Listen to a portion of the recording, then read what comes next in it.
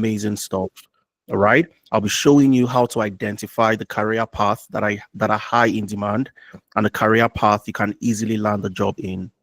I'll show you what employers want from you. Because one of the mistakes that we make is we look at things from our own perspective. All right. So I'm going to show you what employers want, how you can focus on that and position yourself for success. And I'm going to share amazing success stories. And by the end of today's session, you would leave with amazing success stories, amazing strategies on how you can also start your journey, how you can also gain the work experience that you need to land that job. All right. So if you're excited to be here, once again, type in a yes into the chat, and then we'll do a bit of introduction and we get cracking. Just type in a yes into the chat.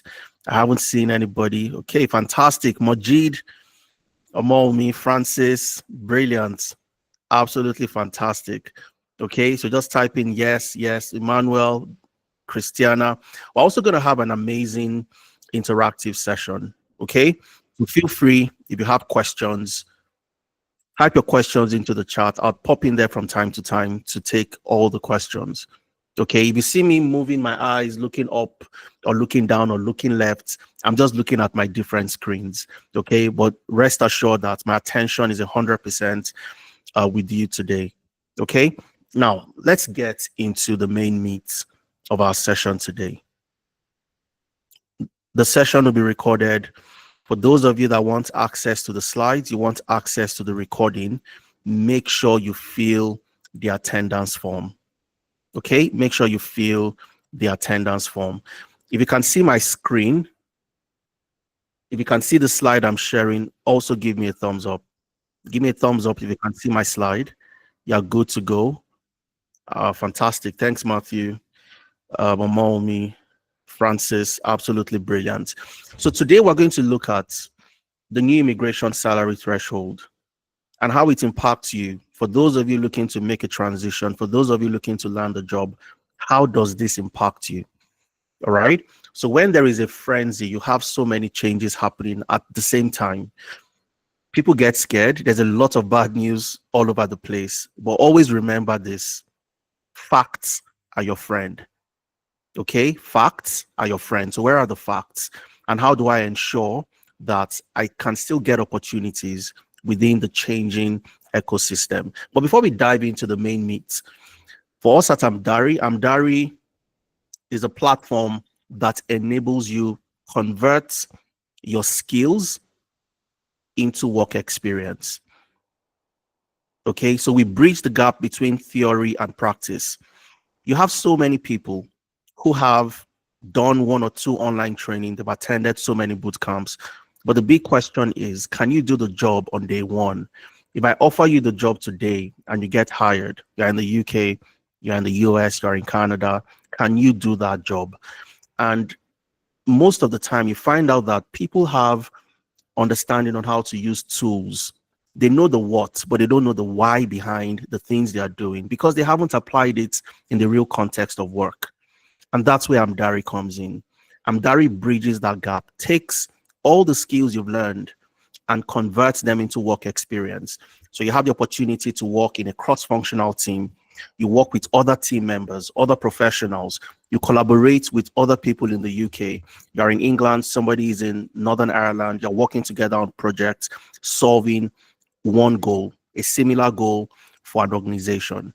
Okay, so you're in Canada, you're in the US, you collaborate and share ideas, and that's the way to build work experience, and that's what we stand for.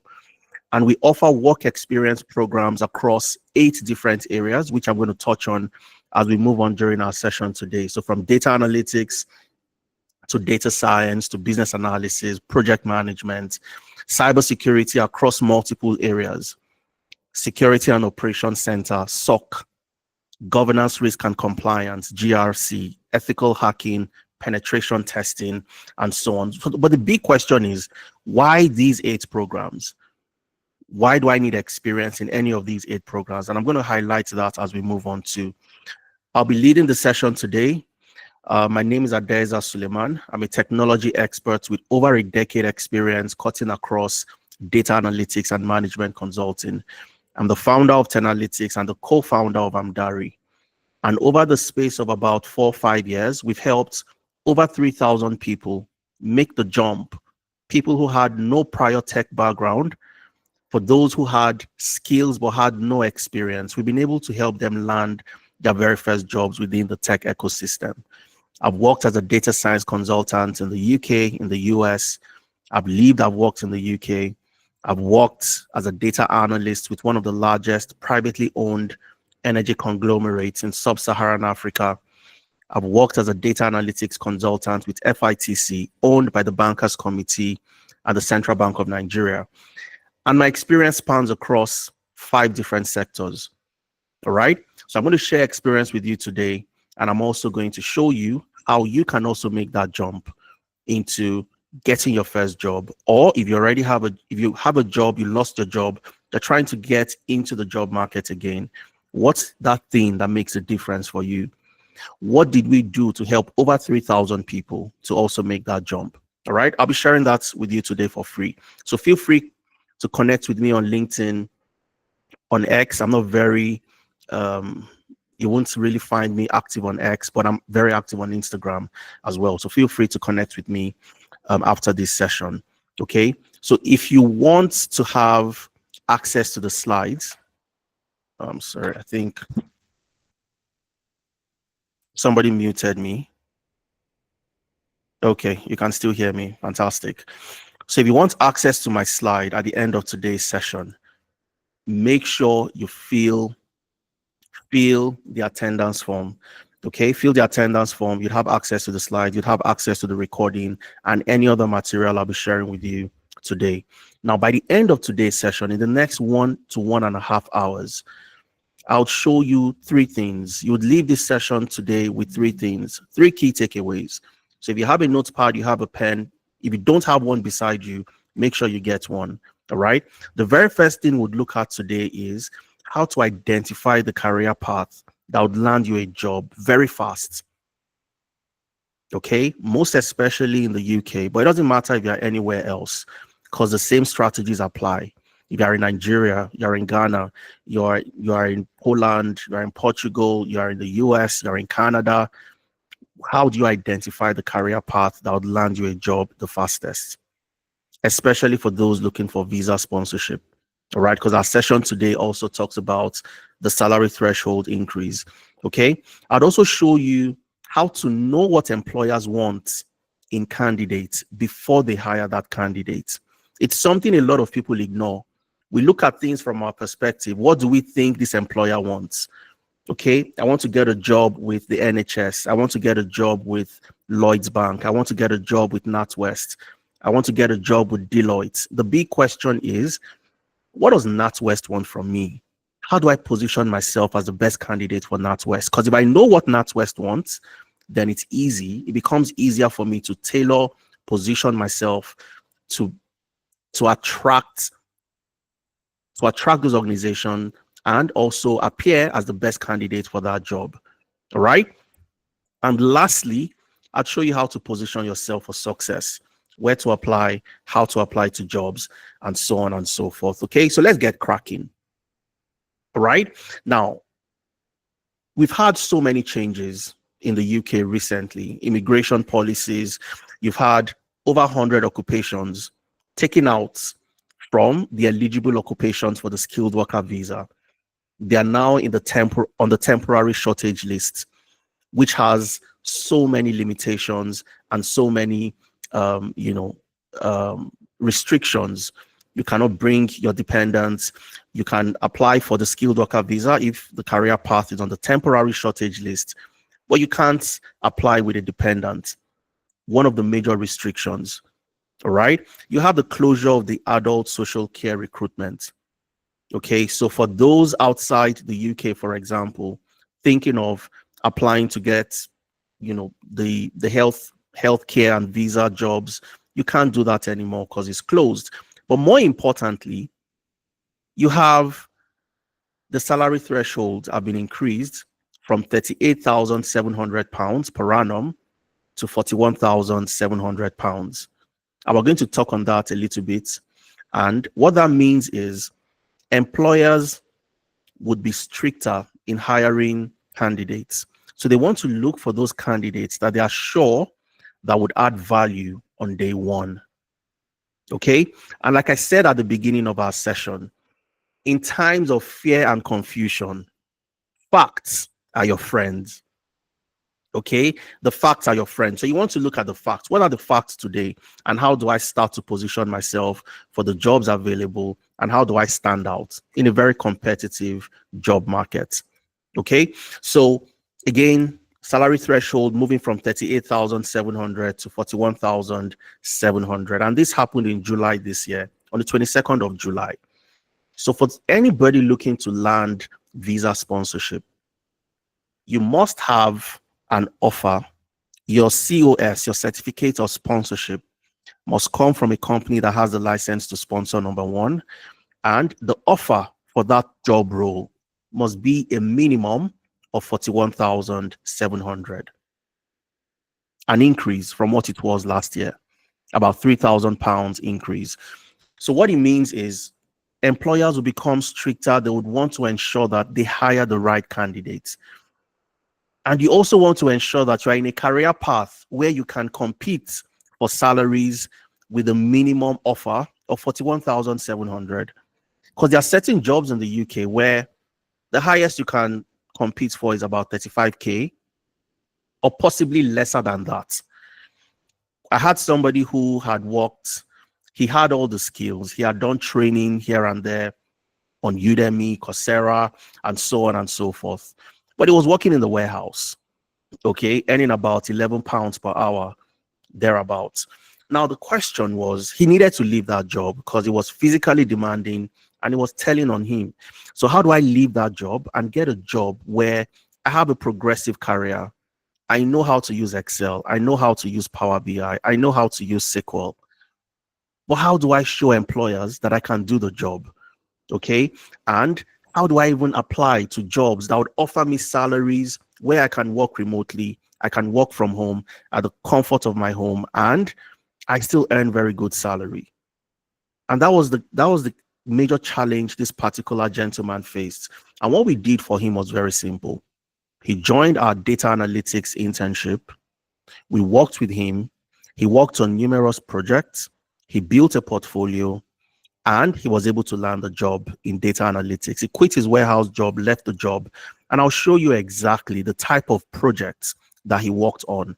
Every single thing he did, from tailoring the CV, optimizing the LinkedIn profile, and so on and so forth, and having people to help him prepare for interviews. I worked with him personally. I prepared him for his interviews. So he knew exactly what to say when he got into the room. All right. So I'd share what all these things look like. So how do you even start to look for jobs? Identify the career path where you can request for a minimum of 41,700 and even more than this. So there are certain career paths that would get you this and even get you more. All right. And one of the first reports I'll be showing you today is the World Economic Forum Future of Jobs report. All right. Is something I have the link. I'm also going to leave the link on my slide. Remember, if you want access to the links, access to my slide, make sure you fill the attendance form. My colleague will drop that in the chat from time to time. Fill it and ensure that you, at the end of today's session, you have access to the recording and every other material. Now, the World Economic Forum Future of Jobs report shows you something. It shows you the career path that are in demand today, the career path that would grow in demand, and the career path that are on the decline. Okay, so for anybody who wants to land a job, so let's say Anita or Priya or Chisom wants to land a job. You want to get a job in data science, data engineering, business analysis, and so on and so forth. The question you need to ask yourself is data analytics, business analysis, data science, the career path I'm considering, is it growing in demand over the next 5 to 10 years? Would it grow in demand or would it decline in demand? So the World Economic Forum Future of Jobs report always shows you this. The report comes out every other year. So 2 years you have a new report, and the latest came out in January 2025 this year. Okay. Now, at the left-hand side, for those of you that can see my screen, you have the jobs that would grow in demand. So they are currently high in demand, but they would still grow in demand over the next 5 to 10 years, between 2025 to 2030 and beyond. And at the right-hand side, you have the jobs that will decline in demand. So it makes no sense if I want to transition today for me to focus on jobs or career paths that are on the decline. I need to focus on where the opportunities are. So I don't find myself in a career path today and tomorrow I'm thinking of leaving that career path again because there are no opportunities, and opportunities are constantly on the decline. Now, looking at the list of jobs that are in demand and would keep on growing, number one are the data engineering roles. So if you're a big data specialist, you're a data warehousing specialist, a data engineer, database and network professional, you are in a career path that is not just high in demand, but would keep on growing in demand. So if you have the skills in data engineering, you know SQL, you know data warehousing, you can build databases, you know ETL, and so on and so forth. You are in a career, you have the skills that can get you a job very, very fast. Okay. Number two on the list is data analytics and data science. You'd see the AI machine learning specialist, the data analyst, and the data scientist clearly indicated. So for those of you that have gone on Coursera, you've gone on YouTube, you've done some training somewhere, the big question is, how do I then get value for the skills that I have? How do I get a job in data analytics? How do I get a job as a machine learning engineer in data science? How do I get a job as a business intelligence analyst, and so on and so forth? Because these are career paths that are not just high in demand, but they will keep on growing in demand. And of course, you have the business analyst clearly represented here as the digital transformation specialist, process automation specialist. The business analysts are professionals that ensure that processes are optimized. If something takes 5 days, how do we reduce it to take just 5 minutes? We need to implement automation. And as a business analyst, you would serve as the bridge between the business, what the business wants, that automation the business needs to deploy. And you work with the technology team to ensure that they build and develop any application or software that would enable that automation. And by doing that, the business becomes more efficient, makes more money, reduces losses, and so on. And that's where growth happens. So as a business analyst, you are very important. Organizations are looking for you. But you've learned business analysis. You have some skills. You know how to use Jira. You can map out processes, requirements gathering, requirements engineering. But have you been able to get a job? Have you been able to land a job?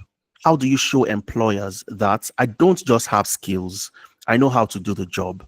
That's more important than anything else. And I'm going to break that down as we move on. You have cybersecurity. So you'd see that here as security management specialists, information security analysts, and these are professionals that help businesses protect their systems, protect their network, protect their data from both internal and external threats.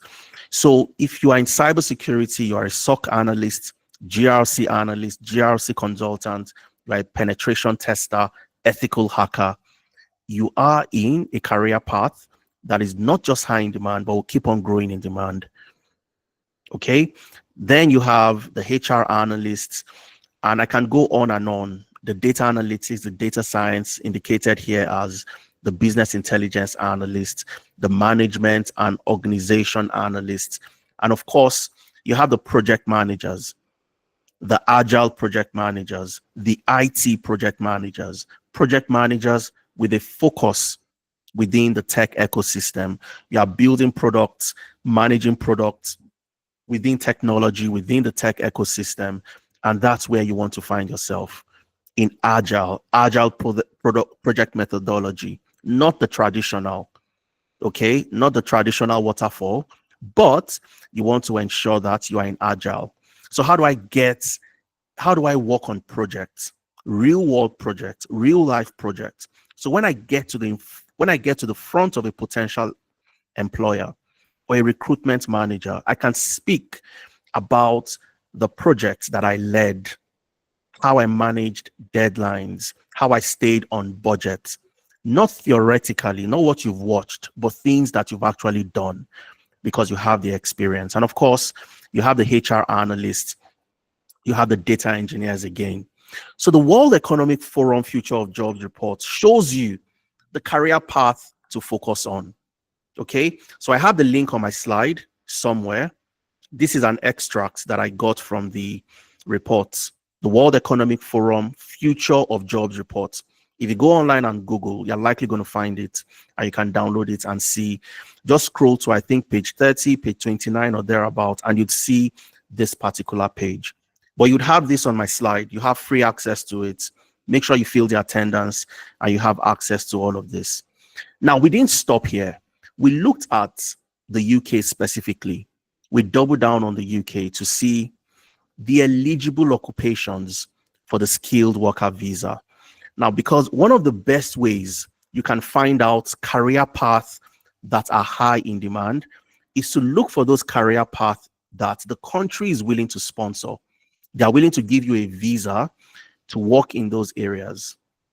They are willing to give you the skilled worker visa to, work in those areas and have opportunities, stay back in the UK, and so on and so forth.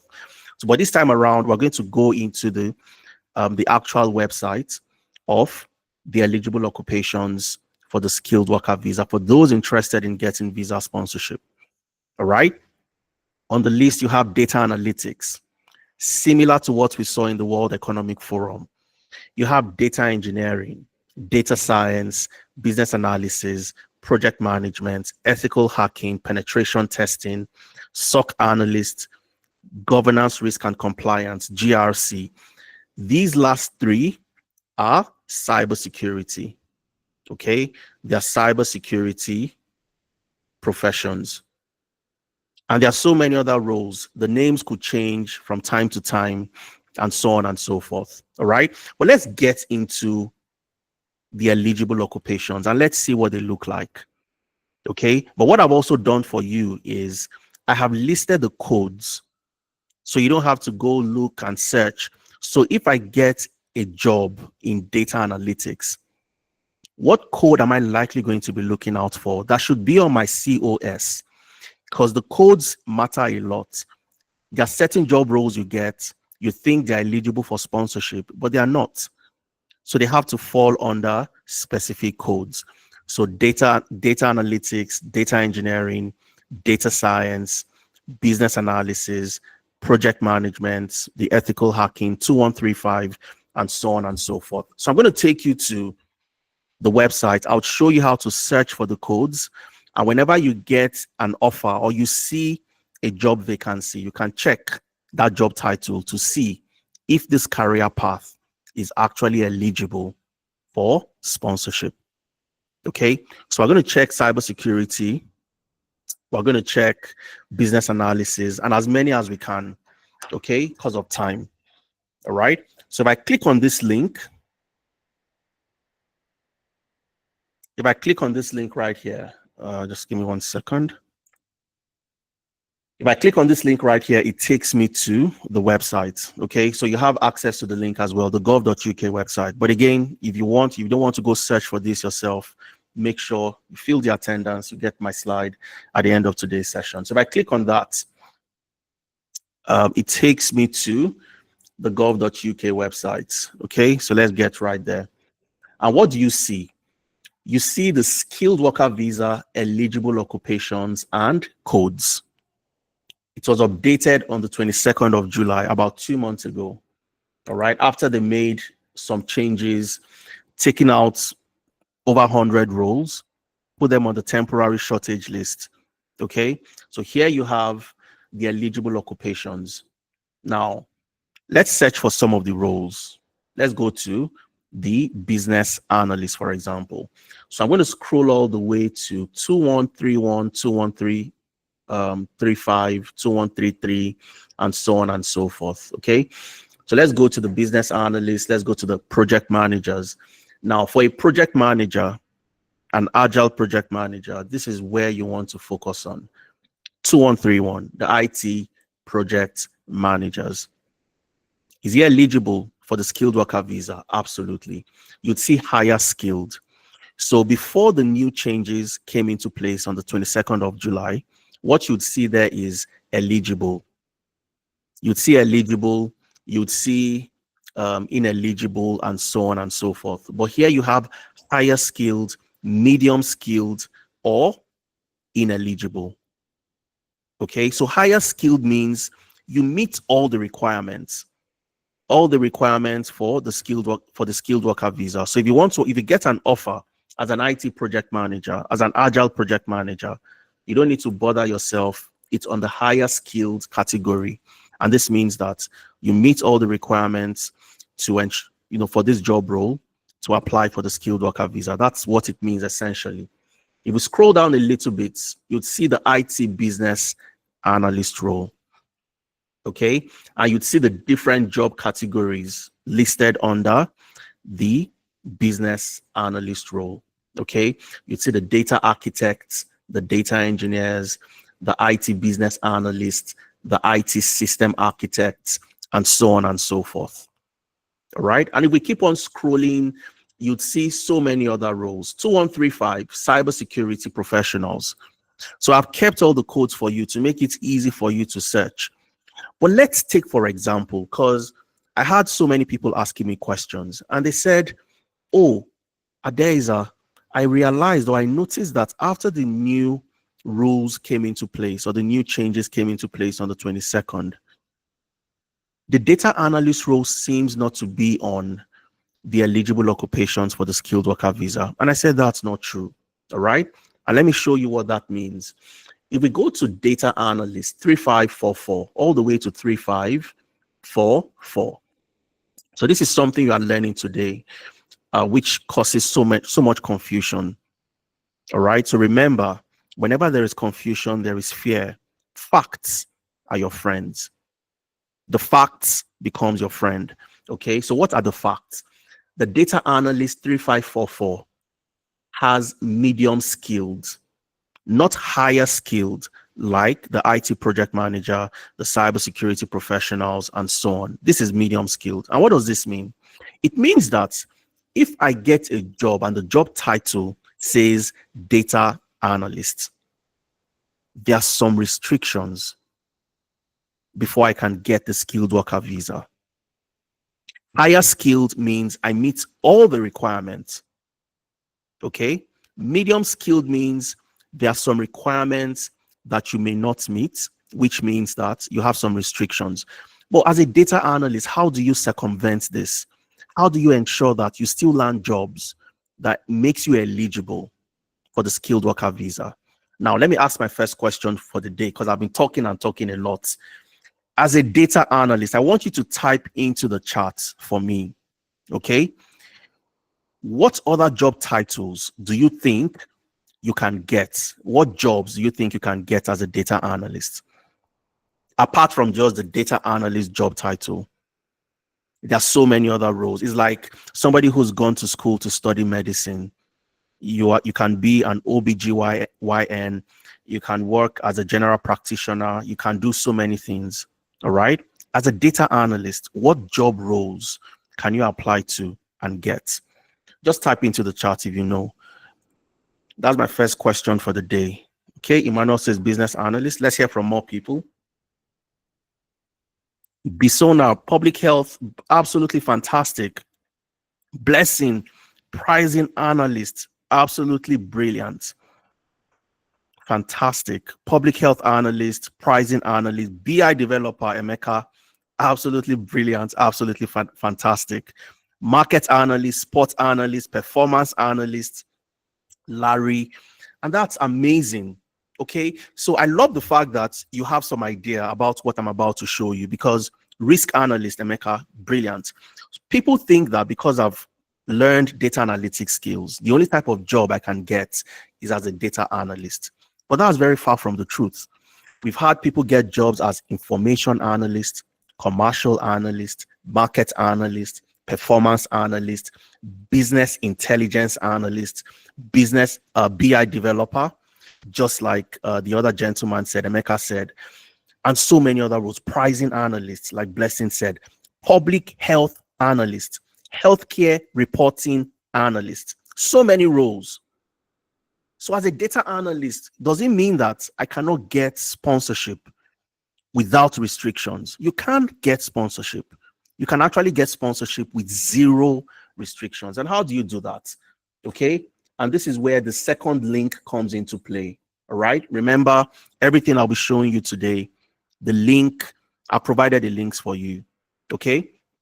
So this second link is right here on my slide. Let me show you quickly before I take you to help you identify. How do I identify the career path? Okay. How do I identify the career path? So here you have the Cascot occupation coding tool. Cascot occupation coding. So this is the tool you can use on your own to check, okay, is this role eligible or not? How can I identify the code to enable me identify that this particular career path is eligible? So we're going to check about, let's say, 2 or 3 roles from what you suggested. So somebody said BI developer, someone said business intelligence analyst, somebody said information analyst. Okay, so let's check some of these roles very quickly. So if you click on that link, it brings you here. Okay, and you'd see the Cascot occupation coding tool. So I'm just going to open it from here. And now I want to check. Okay, I want to check as a data analyst. I got an offer, you know, in business intelligence, or I got an offer as an information systems analyst, or I got an offer as an information analyst. So let me type in information analyst. Okay, I'll drop that in the chat shortly for you. Okay, but it's also on my slide, like I said earlier. So just make sure you fill the attendance and it will be sent to you. The slide will be sent. You have everything. So information analyst, and I'll click on what? Code. So I want to find the code, and I'll take that code and check the eligible occupations to see if this career path is on the higher skilled level, medium skilled level, or ineligible for sponsorship. Okay, so I'll click on code, and here you'd see what information analyst is categorized under the code 2434, business and related research professionals, analyst information. Okay, so what I'll do is I'll take this code 2434 to check if it is eligible, if it is higher skilled or not. So I go back to the skilled worker visa. I go to 2434. I scroll all the way down. Okay, 2434. So for an information analyst role, it is categorized under business and related research professionals, and it is what? Higher skilled. So just like we all agreed, as a data analyst, I can get a job in information analyst, BI developer, business intelligence analyst. You can see intelligence analyst right here. So if we go search for the business intelligence analyst, it's likely going to bring that out for us. Okay, and let's go check one more or two, and then we move on to the next slide. Okay, so let's search for the Power BI developer or the BI developer, for the person who suggested that, BI developer. Okay, and then I click on what? Code. So you're going to see the code 2134. 2134. So if I go to 2134, the big question I need to ask myself is it higher skilled, which means no restrictions? 2134. So let's scroll all the way to the top. Okay, and you'd see that here. 2134 is categorized under programmer, software professionals, and it is what? Higher skilled. So which means if I get a job as a BI developer, the code that would come with my COS would be what? 2134. All right, so let's check one more. Let's check for the data scientist. So I get a job as a machine learning engineer or I get a job as a data scientist. Let's just use data scientist. Okay. And then we click on code. So it gives us 2433. 2433. And I can check. We go back to 2433 to see what 2433 is all about. And then we move on. I think this is the last one I'll check because of time. 2433, you'd see actuaries, economists, and statisticians. And if you look at the different jobs, you would see statistical data scientists. So here, if you get a job as a data scientist, machine learning engineer, on your COS, you should be looking out for the code 2433. So going back to our slide, we can see clearly, and when you get the link, you can do some checks yourself, the type of jobs you've been applying to see where they are categorized under, and are they eligible for the skilled worker visa. All right. And these are the 8 career paths you want to focus on if you want to land a job very fast. You want to also land a job that comes with visa sponsorship. The data analytics career path, the data engineering, data science, business analysis, project management, penetration testing, cybersecurity, SOC analyst, cybersecurity, governance, risk and compliance, cybersecurity. Okay, so out of these 8 career paths, I want you to type into the chat, which one of these 8 are you interested in? Which one of these 8 career paths are you interested in? Just type into the chat and let's hear from you. And then the next question is, I'll show you how to get into any of these 8 career paths, how to get the skills to position yourself as somebody who would stand out when trying to apply for the job. Majid says cybersecurity, fantastic. Beauty says data science. Dorcas, data science. Iqbal, data analysis. Bolarinwa says ethical hacking, data analytics. Brilliant. And that's also to show you that there is always a possibility to transition. There was a lady, and I'll play the lady's video for you. You listen to her. She was in data analytics. She came into our internship. She joined project management, and she got a job as a project manager. Okay, and I'll show you how that happened. Allah says compliance analyst, fantastic. Agile project management from Roslyn. I just completed MSc in cybersecurity, digital forensics. How do I get experience? Austin, I was in your shoes about a couple of years ago. I had done masters in the UK thinking that was all I needed to land a job. And that's the mistake a lot of people make. The university system only teaches you get to work on, thesis, you get to work on class exercises, but the university system does not prepare you to land a job. That's the sad path. That's the sad part of doing a master's. I did my master's in University of Bradford as well in the UK, and I know for free what so many people also go through. You've done the master's and you realize that all the things I've learned are at best 85% theoretical and are not applicable in the real world of work. So for somebody like you, Austin, how do you gain work experience? I'm going to show you that very quickly. Okay, so when you've identified the career path you want to follow, things become a lot easier. This is the story of Vivian. Vivian joined our data science program in May, and by June, she had gotten her first job working remotely in France. She lived in the UK, but she worked remotely with a company in France. And how did she get that job so fast? She joined in May, got a job in June. Vivian had the skills. She knew how to use the technologies. Just like Austin, Vivian had learned certain tools and technologies, but she had never applied those tools in the real world of work. She joined our internship. She applied, got the opportunity for an interview. We prepared her for that interview. And the difference was, when you go into an interview, the employers would not ask you, oh, define what's the full meaning of SQL. Nobody would ask you that. Nobody would ask you, what are the 3 different aspects of SQL? DDL, DML, DQL. Nobody would ask you that. Nobody would ask you define what ETL means. The questions they would ask you are simply questions that are competency based.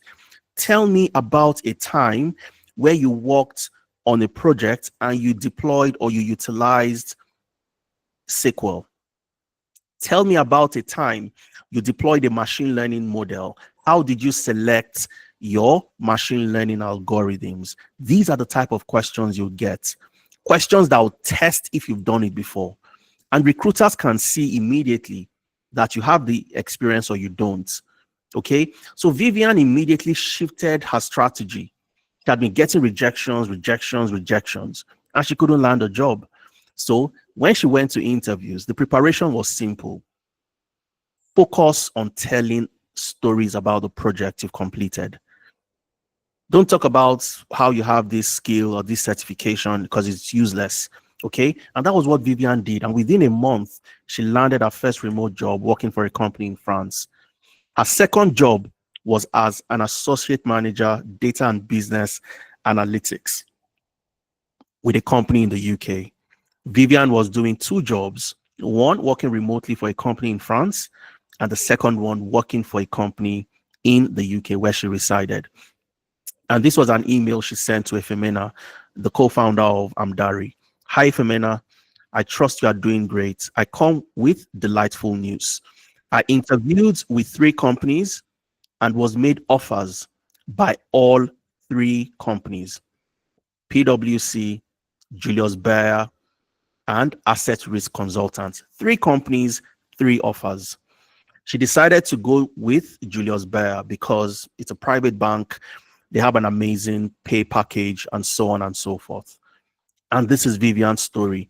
You have somebody like Francis. I'm going to double down on Francis' story and share what Francis was able to do. Francis got a job with Deloitte. I'm going to play Francis' video. You'd listen to him. I want you to listen to how he did it, because it's always good and best. Like Austin asked, how do I gain experience? Okay. Francis would show you exactly what he did.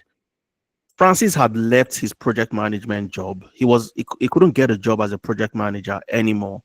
He was working in QA testing. The salary was not great. He wanted to leave. So he came to us. I have skills in project management. I've written PMP, but I can't seem to land a job because I need to show employers that I'm currently in a project management job. I've worked on this project. I know the agile methodology. He joined the project management internship in May. And by July, he had gotten an offer with Deloitte in the UK, just about 2 months after he joined. And this was what he sent to his mentor, his coach, Brown. Brown is the team lead project management. And you'd hear so many people talking about Brown when I start playing the videos for you. So he said, Nwanne, he's an Igbo guy. I don't know what Nwanne means, but I just got a call from Deloitte that the interview was successful, starting onboarding in August. To God be the glory, and so on and so on. And this is Brown saying, this has made my week. Congratulations, brother. And so on. And he's saying that, Brown, you did all the work, up Amdari, and so on and so on. I'm going to play Francis' video for you because I want you to listen to people who were in your situation about 2-3 months ago, but today they have been able to make that transition and make that switch.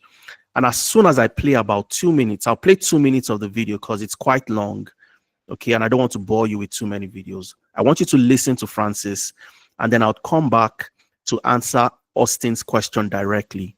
What do employers want from you? How do you gain the experience that you need after you've done your master's, you've gone for a boot camp, you have online courses, but you don't have the real work experience?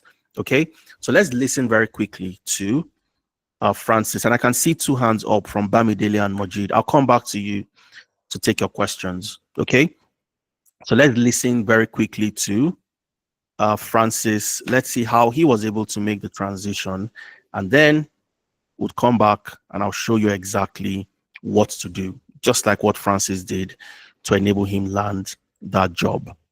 All right. So let's go ahead and share.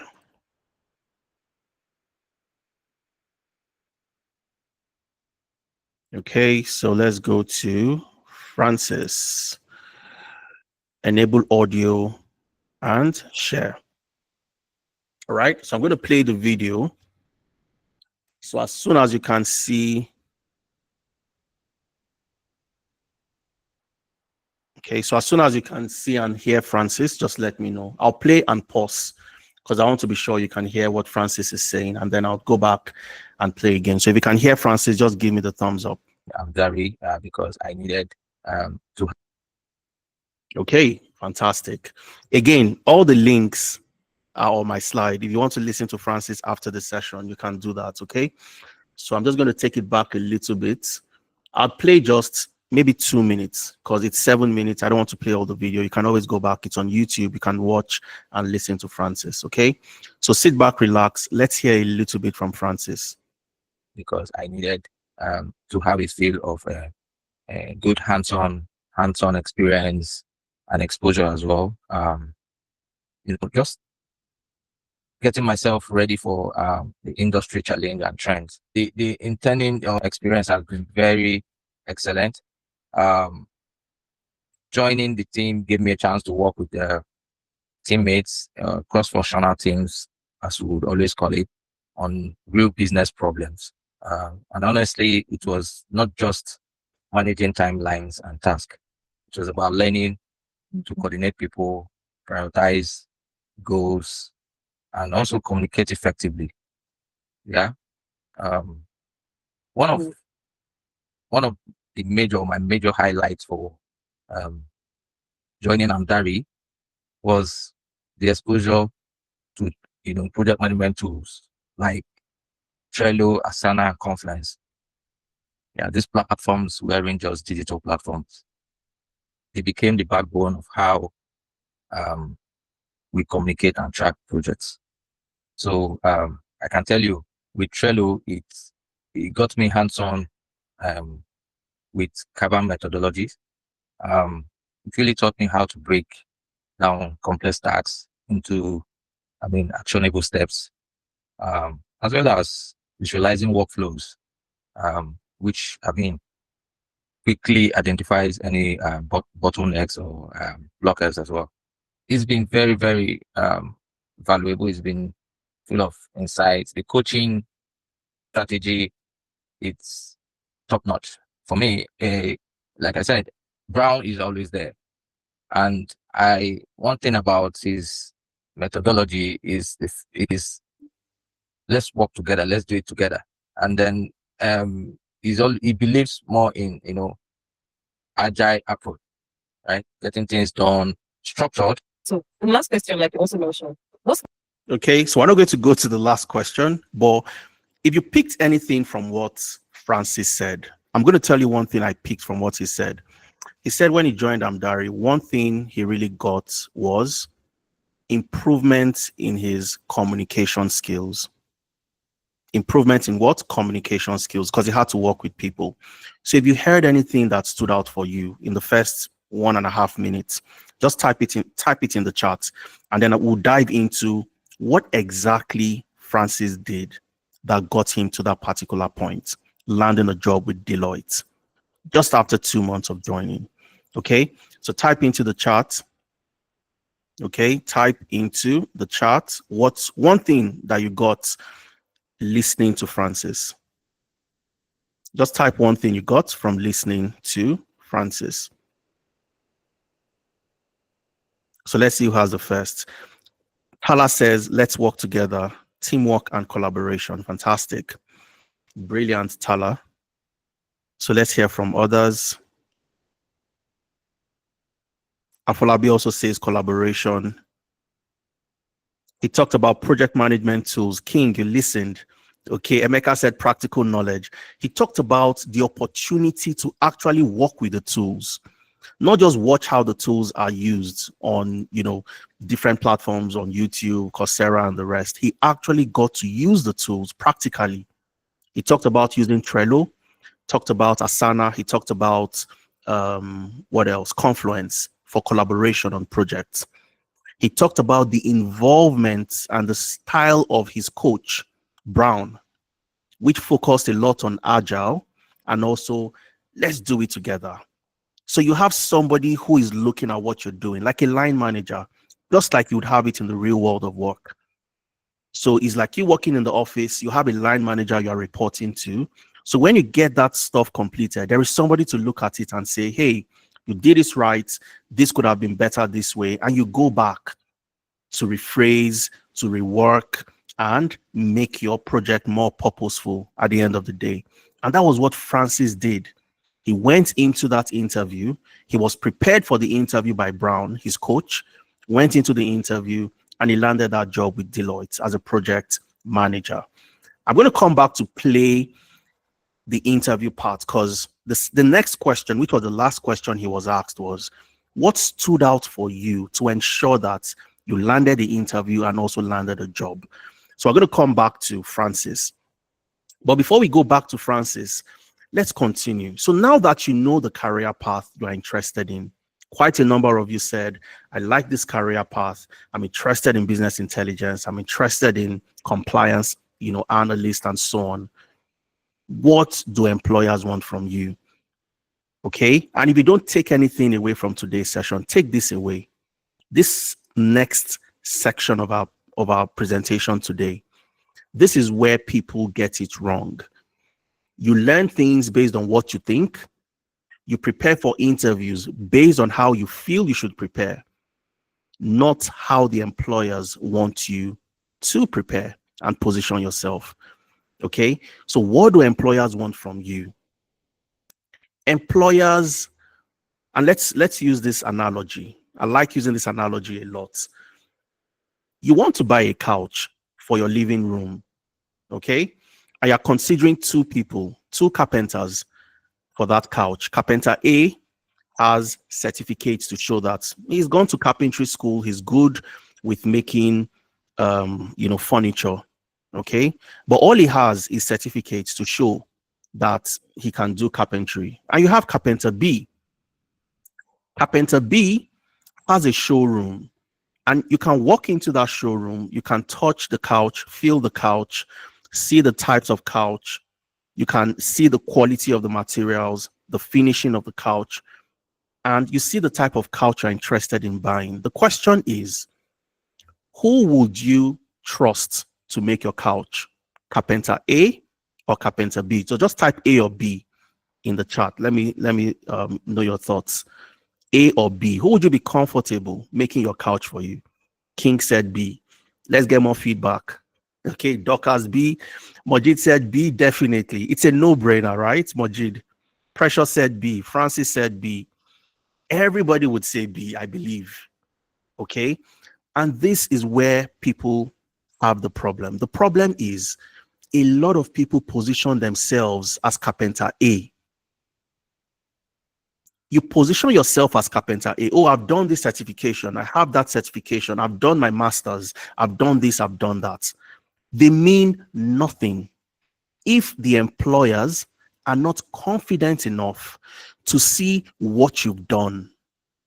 They can walk into your portfolio. They can see the projects you've worked on, and they're convinced that Majid is the right person for this job. Why? Not because Majid has the skills. Yes, the skills, that's a given. You must have the skills. But because Majid has evidence that he has done it before. And if you can show evidence that you've done it before, you don't need to convince anybody. It's clear, just like everybody said Carpenter B. Why? Because Carpenter B has evidence that they've done it. You can touch, you can feel, you can see the quality. And when you speak to Carpenter B, it becomes more obvious that because he's done so many couches, he would see things that Carpenter A would never see, because Carpenter A has never built any couch. He's fresh out of carpentry school. He has a certificate, but he has never built a couch. All right. So always position yourself as Carpenter B, just like you've rightly selected. And when you go back to the question of what employers want, they want only two things from you. Looking at the analogy of the carpenters, employers want just your skills and your experience, nothing more. Do you have the skills? Yes. And this is the easiest for so many people to get. People go to Analytics, they go to Coursera, they go to Udemy, they go to different areas, go for masters, bachelors, postgraduate diplomas to gain skills. But how do you then gain the experience that employers want from you? Because if you have the skills and you are happy, oh, I have a certificate, you're not going to get that job because that's just one piece of the puzzle to land the job. And there's something we call it at Amdari. We call it competence. Competence over credentials. Never forget this. Etch it into your memories. Write it down somewhere. Competence over credentials. That's what you always want to show employers. Competence. And what's competence? Competence comprises of what? Your skills and your experience. So you must always show employers that I don't just have the skills in Excel, in Python, in SQL, in Power BI, in Tableau, in Looker. I don't just have skills in Splunk as a cybersecurity professional or in Wireshark. I can show you what I've done. I can show you my portfolio. You can walk into that portfolio just like you can walk into the carpenter's showroom and see the type of couches the carpenter has built. You can walk into my portfolio, see the dashboards I've built using Power BI, see the the reports I've been able to generate, see the machine learning models I've designed, I've built and deployed. That's what gives the employers the confidence that you are the right person for the job. And when they see that you are already working with a company like Amdari, they see you are working with Amdari, it makes them more comfortable, more confident that if they give you this job, because you're already doing the job with a company, you also have the right to do that job for them. And that is what it means by doing the job on day one. Okay. And that's what employers want. They want to be sure that you can do the job on day one when they hire you. Okay. So, how to gain the work experience required? There are so many ways to gain work experience through internships, open source contributions, volunteering for nonprofits and SMEs. To get volunteering jobs, to get a job to volunteer for a company in the career path you are interested in is equivalent to you applying to a real job. It's rigorous, it's difficult, and there are so many people. Then, while I was doing my master's as well in the UK, some people that had 2 years and they needed to go for what's it called, placements. Getting placement in companies was just like applying to a job. You'd send your CV, you do your interviews and all of that. So it's very difficult to get. Even those in Canada, you want to get your co-op, get somewhere to do your co-op. It's the same thing. Very difficult to get, even though you want to work for free. All right. Freelance projects is one way, hackathons and competitions, simulations, case studies, and so on. The best way for you to gain experience is through internships, just like Amdari, because you have the opportunity to work with professionals that are on that job. They've worked in those organizations you're trying to get into, and they would coach you just like your line manager. You work on projects, complete those projects, you get guidance, you get feedback, and you, at the end of the day, when you complete the project, you add that to your portfolio. So I'll show you the project somebody like Francis completed, the project somebody like Jerry completed. I'm going to talk about Jerry's story in a bit. Okay. And when you've completed an internship or you've joined an internship, the next thing is to build a portfolio. Just like that carpenter, you must have a showroom where people can go into, they can see what you've done, not a physical showroom, but a portfolio website where you upload all your projects, and anybody, the link to that portfolio would be on your CV and on your LinkedIn profile. Anybody can go there, click on that link and see what you've done, even without speaking to you. They know how good you are, Austin. They know how good you are, Precious, Michael, and so many of you here. The portfolio showcases that to that potential employer. Then you also get a reference. Now, referencing is one of the things that makes people lose that job. Even after they've gotten the offer, they lose the job because they don't have a reputable organization to vouch for them. So any company in the UK would want to do their background check. They'd want to verify that these things you said you've done, where have you done them before? You know how to use these tools and technologies. Where have you deployed them? Okay. So when you work with us, we call you a consultant. So if you're in data analytics, for example, consultant, you are a data analyst consultant. If you're in data science, you're a data science consultant. If you're a project manager, you're a project management consultant, and so on and so forth. Okay. So when you get that job, the offer comes and the company is doing their due diligence, their background check. We provide the reference for you. So you list Amdari as where you work, Amdari as your referee, and we provide those reference details. And I'll show you what the references look like. Okay, because employers would always want to confirm that you can do the job. Where have you done it before? Is there any reputable organization that can vouch for you? All right. So this is an amazing professional. Her name is Ene. This was a reference I completed sometime around April this year. Ene landed a job in April as a data scientist. She lives in the UK. She had done her master's. I'm sure John knows Ene somehow. Ene had done her master's in the UK in data science, but she couldn't land a job. She found it difficult to land a job. Okay, so she came to us. She did her internship with us, worked on projects, and eventually Ene was able to land a job as a data scientist. The organization reached out to me. Okay, background check, Tuesday, 22nd of April. And they're saying, hi, Adeza Suleiman. Please provide a reference for Ene or Jaide. I clicked on this link, filled an online form, completed the reference. I was Ene's line manager, and so on and so on. I worked with Ene. Ene is fantastic in the use of Python.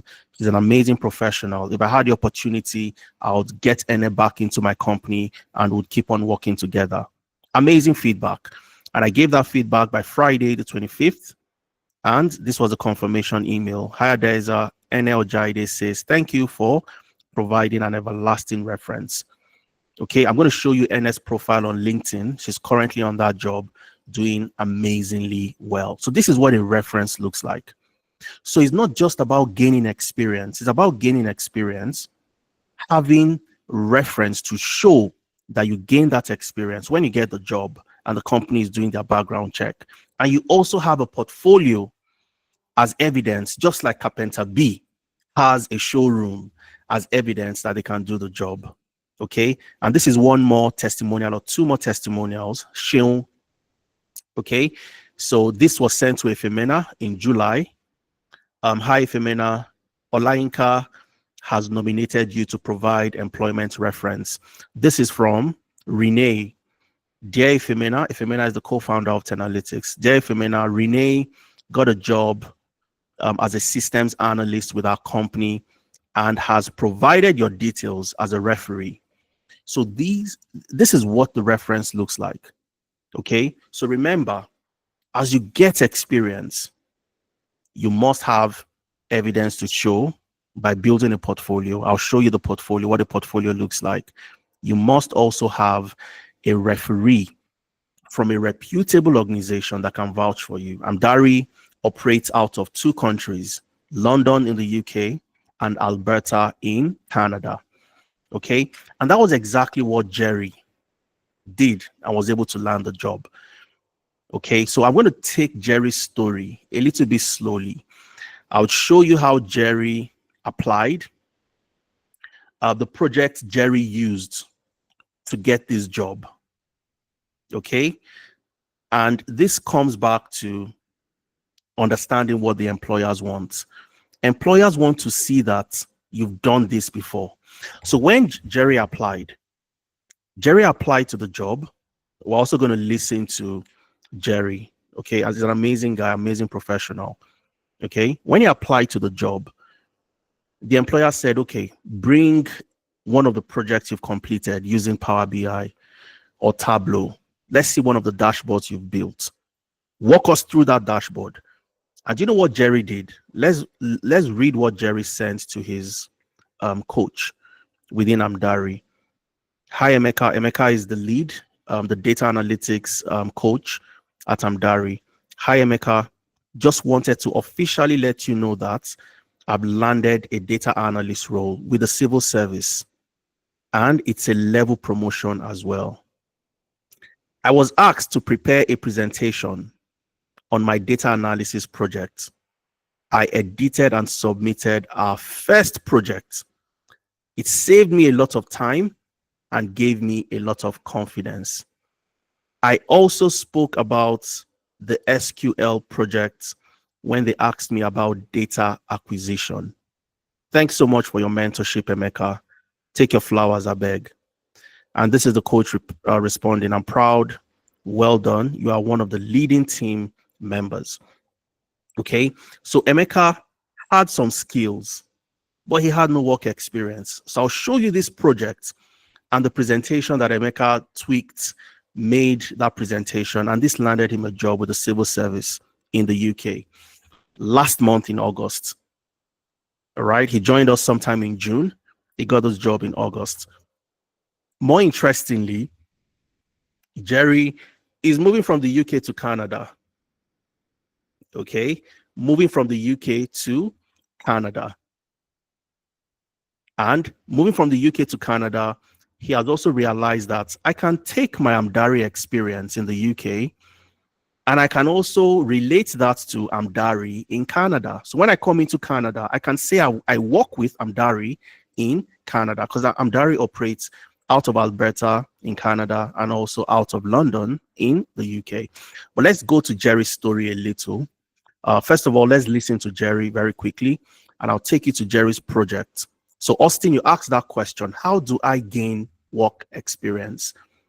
We're going to see from Jerry's story, the project Jerry completed, how he used that project as a leverage to presenting to the interviewers and how he got that job eventually. We provided his reference and he's, resuming the job in August, or resumed the job in August, I beg your pardon. So let's listen to Jerry very quickly, and then I'll walk you through the internship Jerry went through step by step. Okay, so let's go to Jerry's video.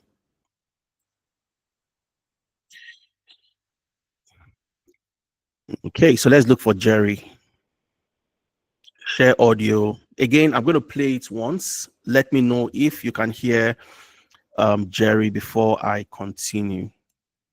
Okay, so I'll play it and I'll stop and rewind. So if you can hear Jerry, just give me a thumbs up. Now I'm really excited because All right, fantastic. So again, remember the links to all these things I'm showing, from the World Economic Forum to playing the videos, every single professional, you have the links on my slide. So make sure you fill the attendance if you want access, easy access, so you don't have to go looking for things all around. My colleagues will drop the link to the attendance so that you don't look for it. All right, so let's listen to Jerry very quickly. It's a 1 minute 40 seconds video thereabout. So let's hear Jerry's story. And I want you to listen actively to pick one or two things from Jerry's story, because Austin, the question you asked me, Jerry would answer most of them in this video. So let's listen. Now I'm really excited because I've recently landed a job as a data analyst within the civil service. And I would say that this wouldn't have been possible without the support, the mentorship, and the community here at Amdari. Hi, everyone. My name is Jerry Olatoyo, and I just wanted to share a quick word about my journey as a data analyst consultant at Amdari, and how this program has immeasurably helped and shaped me when it comes to data analysis. And before joining, I would say that I had a passion and some skills, but I needed something more, something way beyond just having the skills. I needed to have the real world industry experience. And this is what I got at Amdari. I was able to work on actual projects that made a difference when it comes to the business world. But then I had the chance to work with cross-functional teams. And at the time, I was even able to, I was asked to lead a team, which I did. And this helped me when it comes to, managing people, instilled in me confidence in managing projects end to end. And when it comes to delivering insight that make an impact. And this program has exposed me to a variety of tools used in industry, Excel, Power BI, Tableau, SQL. And then I was able to apply all these tools to solve real world problems. And this gave me the experience employers are looking for. And I could say that these are the things that I use when it comes to applying for jobs. And also when it comes to engaging interviewers during interviews. And one of the takeaways that I would say was during this program was resilience, because there were challenges along the way, moments where I had to push through, of course, working on some bugs in the data, at the time, I had to manage different priorities, and then I had to manage deadlines just to make sure that I was able to submit the project. As at when due, it is amazing, it's fantastic. Like you really get value in this program, I would say. And honestly, it's been a rewarding journey. I am really grateful. And I want to encourage anyone, whether you're thinking of doing this or you're in this already, just trust the process, stay consistent, and you're going to see the result. Now I'm really Okay, that's Jerry. Very contagious demeanor. Fantastic guy, fantastic professional. And if you listen to Jerry if you listen to Jerry carefully, he talked about the fact that managing projects, even at a point, he had to lead his team on the project. And this showed him clearly how you get to do things in the real world of work. Okay, he managed deadlines because he had to submit projects, he had to manage different priorities, and this enabled him experience what it takes to work together in a team and ensure that you deliver on time, within schedule, and also deliver the right deliverable at the end of the day. And that's Jerry's story. Joined in June, got a job with the civil service in August. Absolutely phenomenal. All right. So let me take you to Jerry's class. Okay, not class, Jerry's work environment. Okay. So Jerry was in the June data analytics work experience. So if you can see my screen, this is what your platform looks like. Platform in the sense of where you have all your live programs. Okay. So this is where you have access to your projects. You can book a clarity session. If you have an interview, if you have a question, you want to speak directly to your coach, you can always do that. Okay. So there are so many projects. Project 4, leveraging social determinants. I can dive into all these projects, but I want to show you the specific project that enabled Jerry land that job with the civil service. And that was his very first project with Amdari. So imagine you just started. You completed your first project within the first 1 month. You come up with your presentation, you had an interview opportunity, and you took that same project and used that during the interview. It couldn't have been better than that. Okay, so let me maximize a little bit so you can see this clearly. Now, project 1, optimizing order fulfillment. So this is a project within logistics. All right. And the beauty is that because you are in data analytics does not mean you work on only one type of industry, or you're in cybersecurity, you are focused on only one type of industry. No, you work on logistic projects, healthcare projects, sales related projects, research based projects, and so on, automobile, aviation, and so on and so forth. So this happened to be a logistic project. Okay. And if I click on the project overview, and we go to the project itself. Let's go to the project. So let's see what this project was all about. So the project was for a company. Okay, it was for a company trying to navigate the digital landscape. All right. This particular company had a problem. Okay, they had a major challenge. So every single project you work on are real world projects. These are projects where it's happened in a company before. We just changed the name of the company. We changed the data sets. And so you can simulate that same experience that a data analyst experienced in solving this problem. I have worked as a data analyst for over a decade, and I've worked on numerous projects all through my career We take those projects, we change the name of the name of the company for data privacy. We change the data for data privacy, and you get to work on that type of project. So all the skills I deployed, the technologies, you work on those projects and you experience exactly what it takes.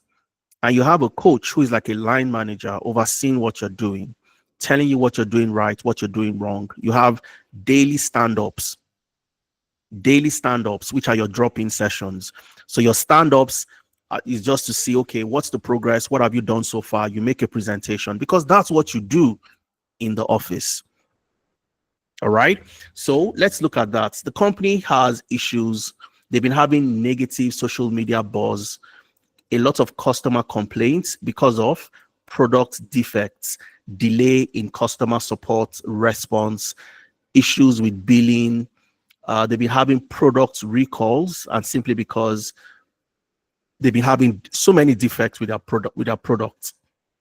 Okay, so you as a data analyst, why do you need to complete this project? What's the reason for the project, the aim of the project, the rationale for these projects? You want to help the company protect its market position, retain its customers, customer retention, mitigate the crisis management, and so on and so forth. And for you to do this, you need to monitor social media conversations. All right. So you want to analyze social media data for sentiments. Are the sentiments positive, negative, neutral? So we know if we should act or not. Okay. So you are doing sentiment analysis. You are, customer issue resolution. What are the major issues customers are, reporting? Are we identify the top 5 issues and start addressing them one after the other? Okay. And so on and so forth. So you have your data description and all of that. Now, when you are giving this project, you have a project, onboarding, okay? And you have drop-in sessions. You have your drop-in sessions. You'd see the recording for the drop-in sessions. So your drop-in session is simply your daily stand-ups, where you are reporting to your line manager to say that this is what I've done, and so on. And your line manager would give you feedback. You go back to continue, or when you are done, that would simply be all what you've been able to achieve. And that's what your project looks like. So Jerry completed this and the interview opportunity came up. And when he was asked, what project have you worked on using, and this project, for example, let's see the technologies you'd have to deploy. Okay. So the technologies you'd have to deploy in solving this project is Power BI and SQL. So you'd use SQL, you'd use Power BI to solve this project. So there's a database of all the data, the social media data, the customer data, product data. You have a database, you connect that database to your Power BI, and you have a pipeline for your dashboard. So your dashboard is automated, and every single minute when the data is updated, you have an updated report. And Jerry was able to present this during the interview, and that helped him showcase that he could do the job. Now, when you complete something like this, your platform on the Amdari website, because when you register, you join any of the work experience programs, any of the internships, you have your own page. Okay, so your dashboard, you have access to projects, you have your portfolio. So if I click on portfolio, for example, all right, I would see the different projects that I've worked on. Okay, projects that I have worked on. So for somebody like Jerry, in his portfolio, he had the projects related to order fulfillment. I can then go get the link to my portfolio. Click on this, for example. I'll copy the link to my portfolio, copy, and I paste this on my CV.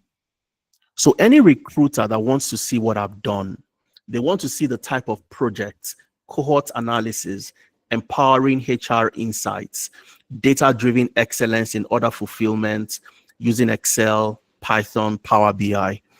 Any recruiter can see, anybody can see what I've done. This is my showroom, just like that Carpenter B that has a showroom. Okay, so I can click on this, for example, and you can see the type of projects I've worked on, the overview, the rationale for the project, and so on and so forth. And you can download, okay, to see the documents of what the dashboard, what I was able to build, and so on. All right, and that was what Jerry was able to do. Okay, if you go to the project management portfolio, pretty much the same thing that the gentleman Francis was able to deploy.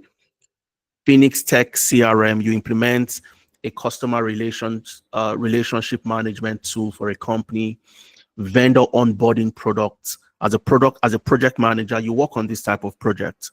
Okay, if you look at the overview of this project, for example, you get to see where you are helping the company build an application for vendor onboarding and product listing. And at the end of this project, you would have built a real app. So when you're asked the question, tell me about a time you've managed difficult stakeholders. Tell me about a time you've implemented the agile methodology. When you hear the question, tell me about a time, what the employer wants from you is experience using the STAR technique, the STAR approach. Tell me the situation that required you to do this. What task did you have to complete? What actions did you take? And what were the results or the impact of the work that you did? And you can speak confidently during interviews. So working on these type of projects, okay, having the opportunity to join mentorship sessions with professionals, with myself, with Efemena, the co-founder, we bring in other industry experts that come to speak to you. Somebody, how do you move from a menial job to a full-time job? How do you conquer imposter syndrome? Mock interview session. The mock interview sessions are sessions designed to test your skills. And this is me. You can see me right there. So this is me asking people questions around. Let me play this so you get to see. Okay, so this is a mock interview session where we were asking a candidate, this amazing lady, Fumilayo. We had over 300 plus people on this call. We create a dummy job. We send that dummy job to you. You tailor your CV. You send your CV back to us as if you were applying to a real job. We review your CV, accept you for the job, and then we carry out an interview. Okay, so this is myself and other professionals asking Fumilayo questions about her. This is this is Fumilayo. You'd see Chinyere shortly asking Fumilayo questions. You'd see me asking her questions as well and listening to her answers and providing feedback. When you participate in this, we call it the hot seat. When you're on the hot seat, we ask you questions, you answer those questions, you get feedback. It gives you the opportunity to improve your confidence. You know how to answer questions better. All right. And when next you have an interview, you really don't need to worry. All you have to do is go to where you have your interview prep. Okay. Book an interview prep. This is more personal. So when you go to book an interview prep, you click on the link, you are able to book a one-on-one session with your coach. They come in to prepare you for that interview, look at the job description, and ensure that you are ready to get into that room. Okay. So of course, there are so many other resources. We help you work on your CV. You don't have to bother yourself. Do I have the right CV? Is my CV keyword optimized? Can it go past the ATS and so on and so forth? We work on your CV for you. We help with your LinkedIn optimization. You'll see that right there, CV and LinkedIn Masterclass. We help you with this. And you have every tool you need to get that job. Okay, so there is really nothing you need to land a job that you don't have by the time you are done with your internship with us. And the internship duration typically is for 4 months. But if you've seen, Jerry got a job within 2 months, Francis got a job within 2 months. And of course, we now know what they did, because that's the question. What did they do differently? Why am I applying to jobs and I'm not getting the jobs? And Adeza is showing me people like Francis, like Vivian, like Jerry, who got jobs just at least about after 2 months on the average and so on. Okay. So some of the things they did, they worked on real world projects. just like I've shown you. And you don't work alone. In the real world of work, you don't work in silos. You work together in a team. So you work together in a team during your internship with us. All right. You listen to Jerry, you listen to Francis. They said that, clearly. You have access to mentors who work with you, review your work. You have the opportunity to understand the different terminologies and the lingo you have to use when working in a real company. So when you're in an interview, you know the right words to use and so on. Visibility on LinkedIn, because we help with your LinkedIn optimization. And you know what hiring managers want, because we show these things to you. And I'll show you one amazing platform that we use, especially for those looking for sponsorship. I'm going to show you what that looks like, okay, as we start to wrap up, and I'll take all the questions you have. So these are the things they did differently. They interned, they packaged themselves, and they applied. So everything I've said for the past 1 hour can be broken down into these 3 different categories. The first thing they did was to intern. They joined the Amdari Remote Apprenticeship Virtual Experience Program, which is, that's the short for the internship program. They selected one and they joined. Oh, I have skills in Excel and Power BI. I want to go for data analytics. Oh, I know how to write codes in Python. I want to go for data science. Oh, I want to do data engineering. I want to do cybersecurity. They came into one of the programs. Okay. Now, for some people who have rusty knowledge, because it happens sometimes, the last time you learned how to use Splunk in cybersecurity, or the last time you learned how to use Linux as a data engineer was maybe 1 year ago. So we have something called the Amdari Learn. Okay, I'll show you what Amdari Learn looks like. Amdari Learn is where you have the opportunity to go back and refresh your memory. Okay, so when you join and you realize that I have some rusty knowledge, on your profile, you have something called Learn. Okay, so when you click on Learn, it takes you to a platform where you have access to short courses based on the program you registered for. You can click on those short courses and you have access to refreshing your memory for free. So I want to refresh my memory on Tableau, for example. I can start this short course on SOC analysis and log analysis. I can quickly watch this very short course, refresh my memory so I can complete the project I need to complete. Oh, I need to quickly complete Power BI, Microsoft Fabric, and so on and so forth. So that's what the Learn platform helps you do. Your coaches also provide you with materials, videos, and so on to help you also brush up your memory, brush up your knowledge on specific areas before you go ahead to start working on those projects. Okay, just in case you have rusty knowledge in some certain areas. All right, so that's the first thing you want to do. You want to join one of the programs, get in, and then package. Package is you positioning yourself as the best candidate for that job. Sorry, I think just give me 1 second. Okay, so packaging is you positioning yourself as the best candidate for that job. So we help you with your CV, because having all the technical skills, having the work experience is not enough. You need to have the right CV to get into the room for an interview. We work on your CV for you. You need to have the right LinkedIn profile to showcase that you are on that job. You are doing the job at the moment. And when employers see you as somebody on the job, they are confident that you can do the job for them. That if you are on this job, then it means you have the skills to actually come in and do it for us. Okay. You have access to mentorship, like I showed you in your platform. You have access to book interview preps when you have an interview. You listen to Francis when he said Brown worked with him, prepped him for his interview, and coached him as well. Okay. Job reference. I talked about the references the other time. And even after you've gotten a job, and you have something that's a bit difficult, you really don't understand certain things, we work with you to ensure that you are able to keep that job and you have a solid footing. We work with you for at least 1 month. When you've packaged yourself as the right candidate for the job, you need to also apply. So we work with you on applying to jobs. All right. We show you the platforms to leverage.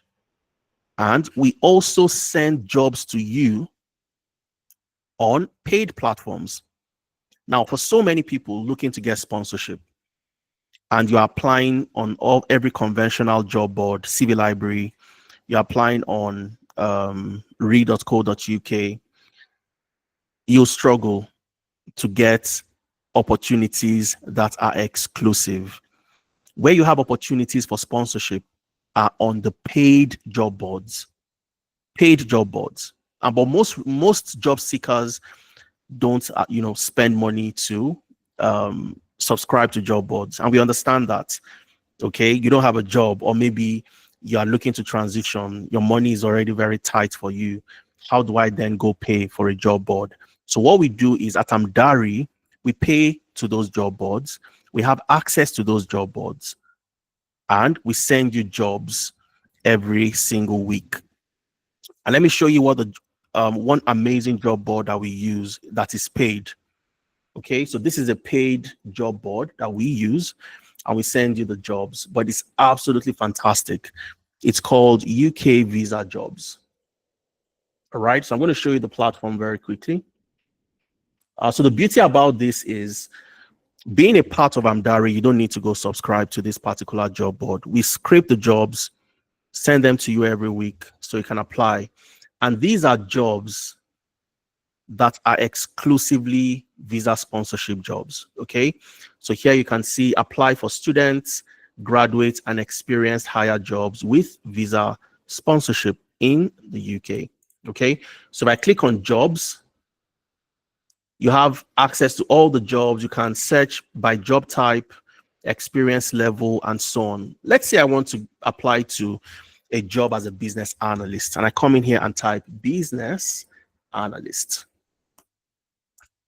Okay, so you see all the business analyst roles available, about 59 of them. So what we do is, because you are not subscribed to this platform as an individual, we are subscribed as an organization. We scrape the links to these jobs, we vet the jobs to be sure that these are the type of jobs you can get, and then we send them to you every single week. Let's say I want to get a job as an information analyst. Okay, information analysts. Okay, hit enter. So there are about 3 jobs that are specifically information analyst roles with the NHS on visa sponsorship. Okay, I think I'm interested in this. Corporate information. I click on that. Let's see what the job looks like. Is it the type of job I can get? All right, so you can read about, it's a full-time role, 37.5 hours. You can negotiate the salary is between 38.6 to 46.5. We work with you during your interview prep on how to negotiate for salaries. Okay, but let's look at the main duties. What would you do on this job? Or let's look at the technologies you would use, the job description. Okay, let's go to the job description. Knowledge and experience. Okay, so experience of development and analysis of information, experience working to an information or systems methodology, advanced knowledge of SQL, Excel, Power BI dashboards, and so on and so forth. Okay, the employer's details, you read all of that, certificates of sponsorship, applications from job seekers who require current skilled worker sponsorship to work in the UK are welcome and will be considered. Okay, so we have access to all these platforms and all these type of jobs, and you can apply to these jobs. Okay, we can search. I want to apply to data engineering. Let's see that. If there are roles in data engineering opportunities, there are about 41 roles available for sponsorship.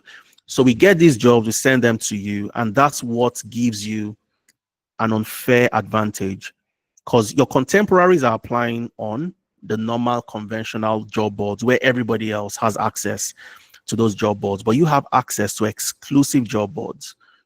Okay.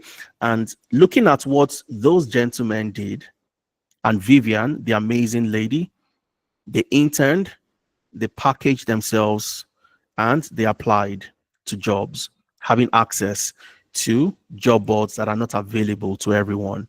Okay. So this is just me reiterating CV review. We review your CV, revamp your LinkedIn, help you with navigating the job market, sending jobs to you to apply to, and so on. You have access to a job board as well on your platform. I'm not sure I showed you that. So on your platform, you'd see job board. Okay. So this is unique to you. All right. Based on the program you registered for, you can come in here and just type in the type of job you want to apply to. All right. And it would filter the jobs for you. So we script jobs across multiple platforms. And then you have a one-stop shop where you can apply to those jobs. All right. So you don't even have to go to LinkedIn, go to Glassdoor, Simply Hired.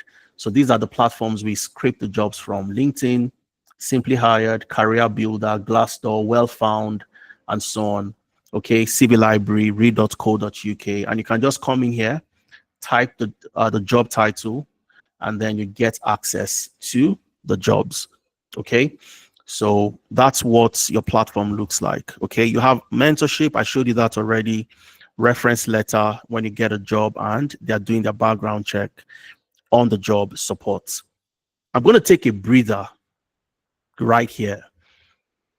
As we wrap up, I want to show you one amazing lady, the last lady, Martha, how Martha, who had some skills in data analytics, but decided, oh, I don't think I want to do data analytics. I want to do project management. How she was able to get a job in project management. She also spoke about Brown, who was her mentor, her coach in the project management program. And we have a cohort starting on the 4th of October. In fact, the September cohort started today, the 6th of September.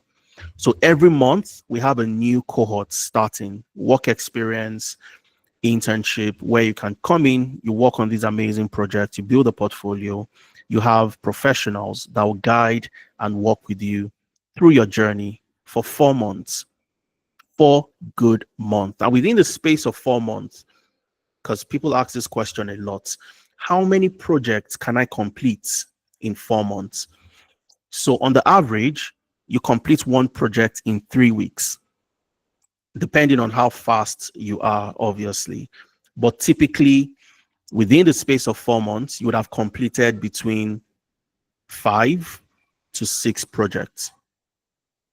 You'd have completed between 5 to 6 projects. But one thing you would have noticed with Jerry, with Francis, they didn't need to complete the entire 4 months before they landed a job.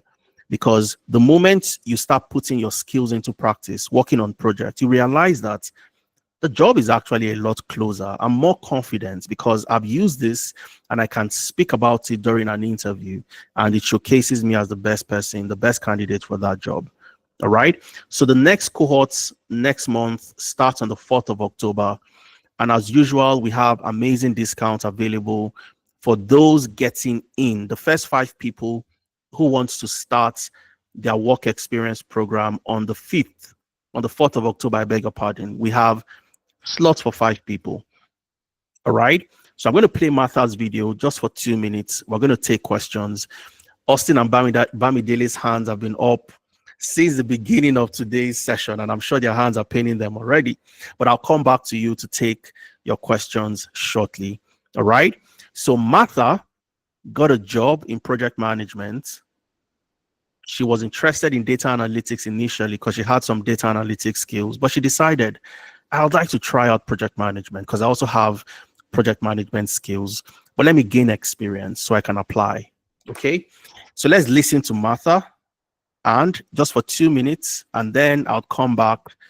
We'll work together to you understand what it takes to be a part of any of the internships. Okay. So just give me 1 second. I'll go ahead and share. Let's listen to Martha.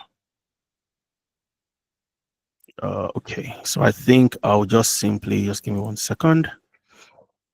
Let me go back. Right, so I'd have to go click on this.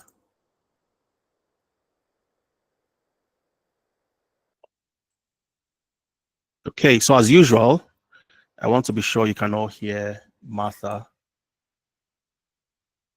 Okay, I landed a senior project management role 2 months after signing up with Amdari. All right, but before you get to listen to Martha, I want to be sure you can hear her and you can hear everything. The audio is absolutely crisp. So as soon as I play, if you can hear Martha, just give me a thumbs up, okay? And then I'll play it again. My name is Martha, and I was Fantastic, Afolabi. So let's listen to Martha. It's a 5-minute video, but I'll just play 2 minutes. Okay, so you have the link on my slide. You can always go back to watch the entire 5 minutes, but I'll play just 2 minutes. Okay, so let's listen to Martha. My name is Martha, and I was part of the May project management cohort at the Amdari apprenticeship program. I am here to give honor to whom honor is due, Mr. Brown Uzuko. I want to thank him so very much because he put so much time in mentoring me in the program. I'm saying this because I actually came late. I switched from data analysis to project management. But because Mr. Brown, I explained to him my situation, and Mr. Brown, and I think Uche as well, she's a lady, she advised me to speak to him, and Mr. Brown went out of his way to explain to me what project management is all about, actually prepare me on how to be a project manager. Now, the reason why I'm here is because I've just landed a leadership role interview with one of the big councils in the UK. And this is very huge for me because it's always what I've wanted to do is a leadership position. And that's in the line of what I've always wanted to do. And after over 600, unfortunately, this is a win for me because this is everything that anyone can hope for after spending such an amount of money in the in the program. Now, I'm not even talking about the money because the money is nothing compared to the knowledge that I received from the Amdari project management group under the leadership of Mr. Brown Uzuko. I am so glad because before now, I had no idea what stakeholder management or engagement is. I didn't even know how to analyze data. I didn't know how to interact or create a Jira board. But today I can do that because I was in the Amdari project management apprenticeship program.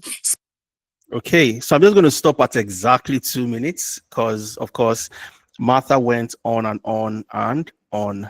Okay, so I'll just stop it right there because of time as usual. So let's go back. Okay.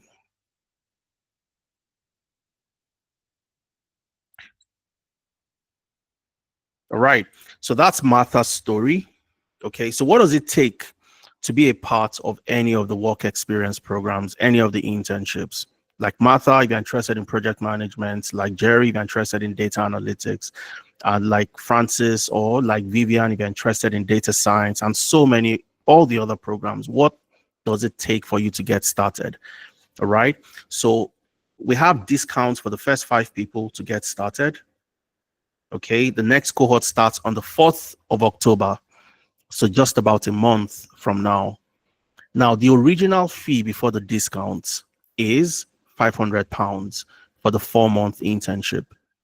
All right, but we have an amazing discount where rather than paying £500, you get to save £110 and pay just £390. A whopping £110 is what you get to save. That's the discount for you, depending on any of the programs you're interested in joining. And you don't have to make the full payments in one full swoop. You make your payments in 3 monthly installments. So this even makes it easier.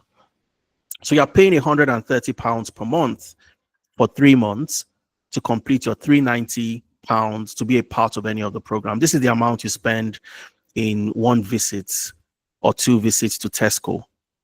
All right. This is the amount you spend when you go to Primark or wherever you go to spend money or go to shop, Marks and Spencer and the rest. So £130 is what gets you into the program. Okay. So I'll show you how to get started for those of you interested. And then we're going to take questions before we wrap it up in the next 10-15 minutes. So say I'm interested in getting started. All you have to do is click on this link. My colleagues will also share the link in the chat. The discount is not available to everybody. It's an early bird discount with limited slots for just 5 people. So if this is something you're sure you want to do, you have training, you've joined online programs, but you know that it's not just enough. You've completed your master's, but you know it's not just enough for you to get a job.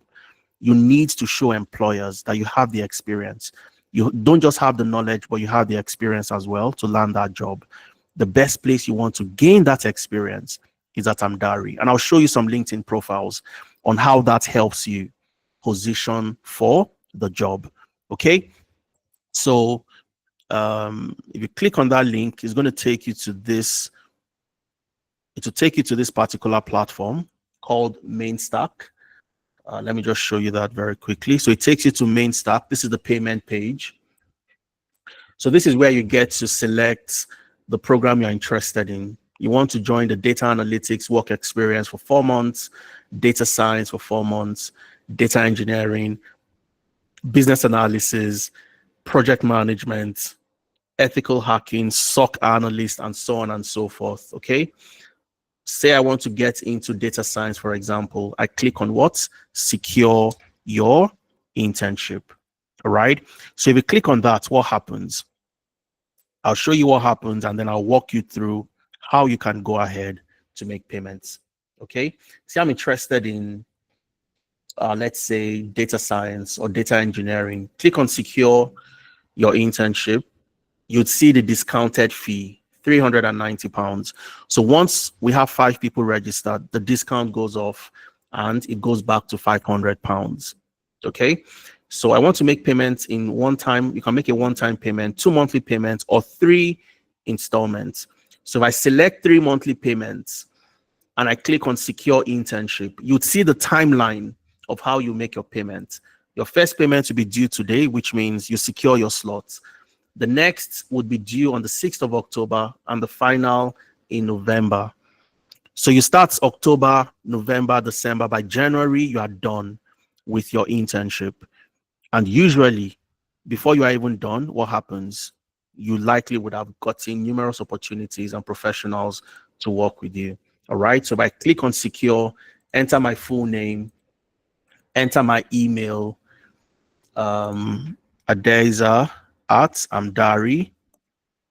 Okay. Enter my email, enter my phone number, and then I click on proceed. Confirm your email looks good.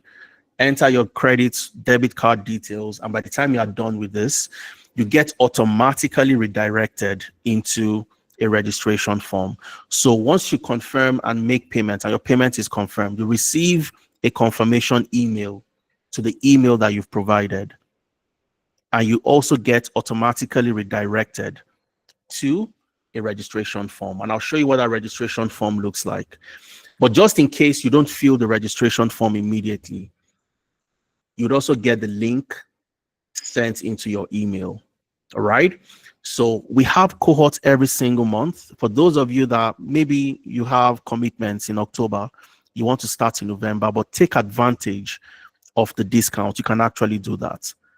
All right. You can actually do that. Okay. So I can see your questions. I'm going to come back to take the questions.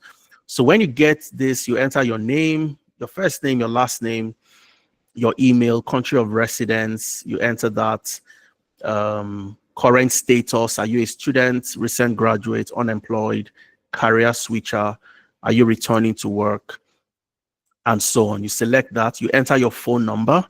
Always ensure you enter with a country code. So if you're joining us from Belgium, for example, joining us from Germany, make sure you enter your country code. Okay, click on next. What program are you interested in? Okay, so for some people, I paid earlier today. What cohort do I get to join? Diane.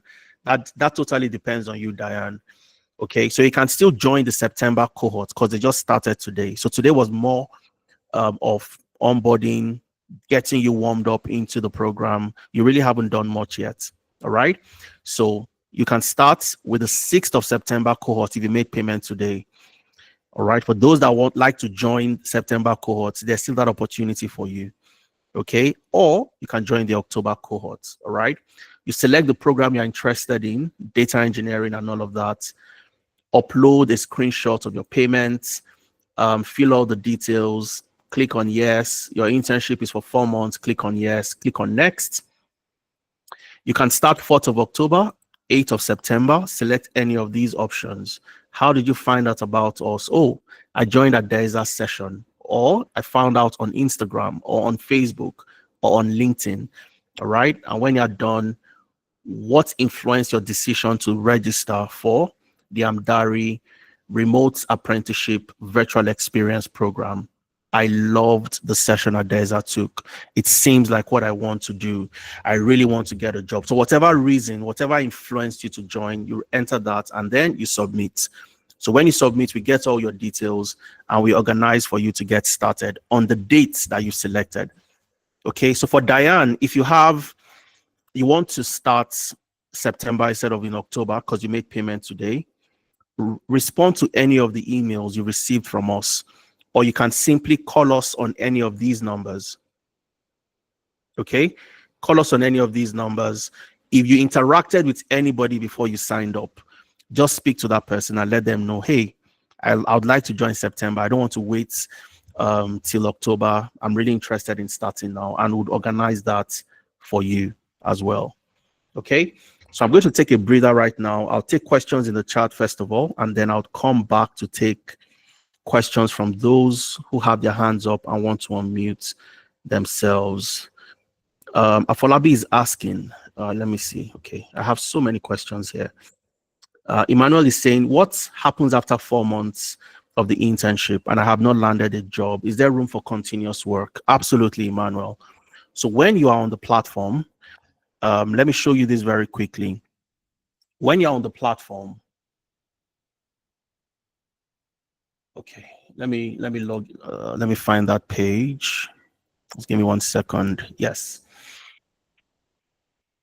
So Emmanuel, when you're on the platform, you have access to projects. So you can keep on working on more projects.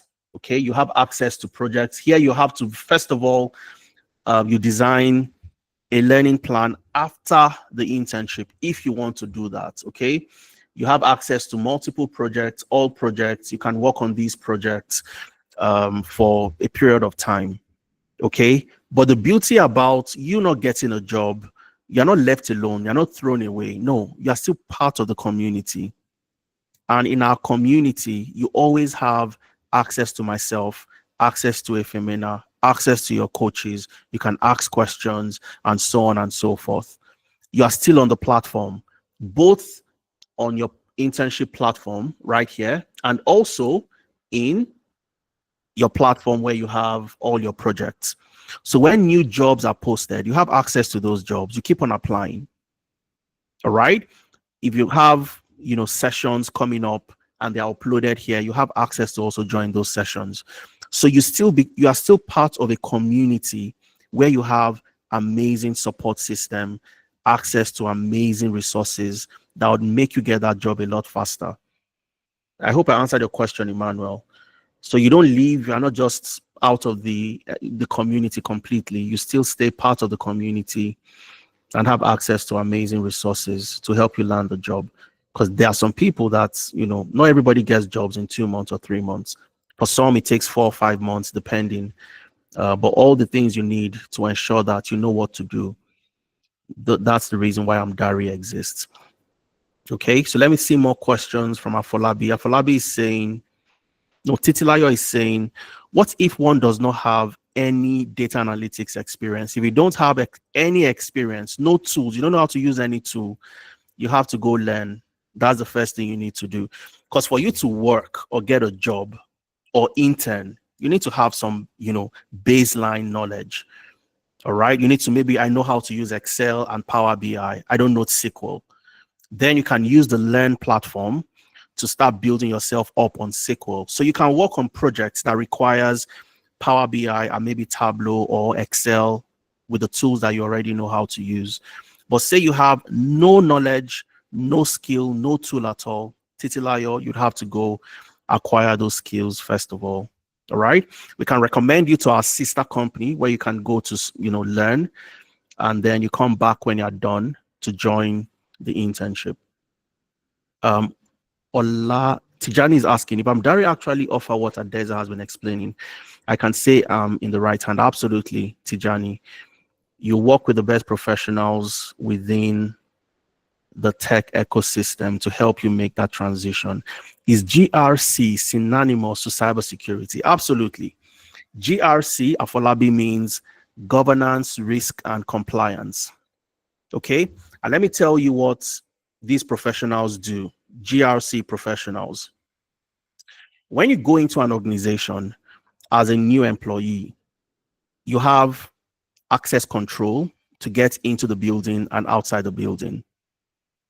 If you are a data scientist or a business analyst or even a project manager, and you need to have access to some database or data warehouse, there needs to be, somebody needs to have created a governance framework. It is called a governance framework that shows who has access, who is the owner of this database or data warehouse.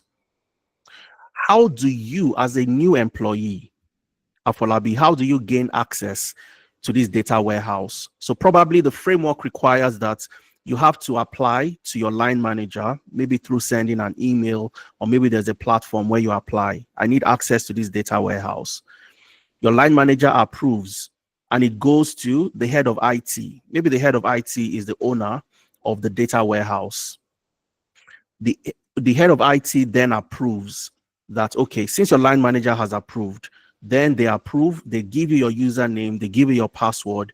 If there's a need to restrict you to specific areas within that database or data warehouse, they get to do that. Why are they doing this? They are doing this to protect and ensure that they comply with some data regulations, ensure that they keep the organization data, organization network safe. Who creates that framework that the company needs to follow to ensure that they align with regulatory requirements, that they comply with the GDPR? That's the GRC consultant. They create the governance framework.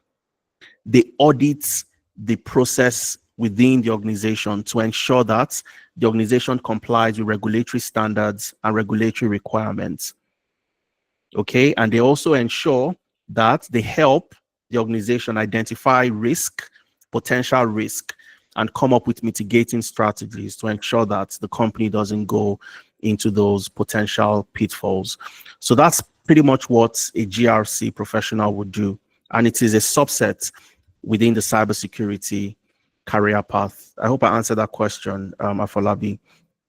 Blessing is asking, can one in data analytics internship with just Excel and Power BI knowledge, can one join? Absolutely, you can, Blessing. You know Excel, you know Power BI, you can join, okay? But one thing I always tell anybody in data is you must know SQL. It doesn't matter the data professional or the data role you want to get. Data science, data engineering, any career path whatsoever, SQL is a common denominator. Every employer would expect that you have SQL. Okay, so SQL is something that you can build up during your work experience program, because you find it difficult to land a job in any data role without SQL. But we can work with you on that, Blessing, to ensure that within the space of 2 months into your internship, you can pick up the SQL skills and start applying them on projects. Okay, can I join without prior knowledge or prior background? At day 2, I think I answered that question when the other lady asked. You need to have some sort of, you must have taken a course somewhere. Okay, so if you're one of the people that have done maybe a Coursera, a Udemy, you've done a master's program, but you don't have work experience, that's where Amdari comes in. Okay. Priya is saying, I'm doing my master's in AI. Which internship should I join? Data science. Priya. Okay. One of the projects in data science is you building AI related projects. There's one on build. Let me show you where you can actually watch this video on our YouTube page. Okay. So if you go on YouTube, search for Amdari on YouTube. Amdari. Okay. So Priya, I want you to go watch this. Okay. Make sure you subscribe. Okay. Subscribe to Amdari on YouTube. Go to videos. Okay, I want to look for this project. Let's see, should be here. Identifying and mitigating. Let me see.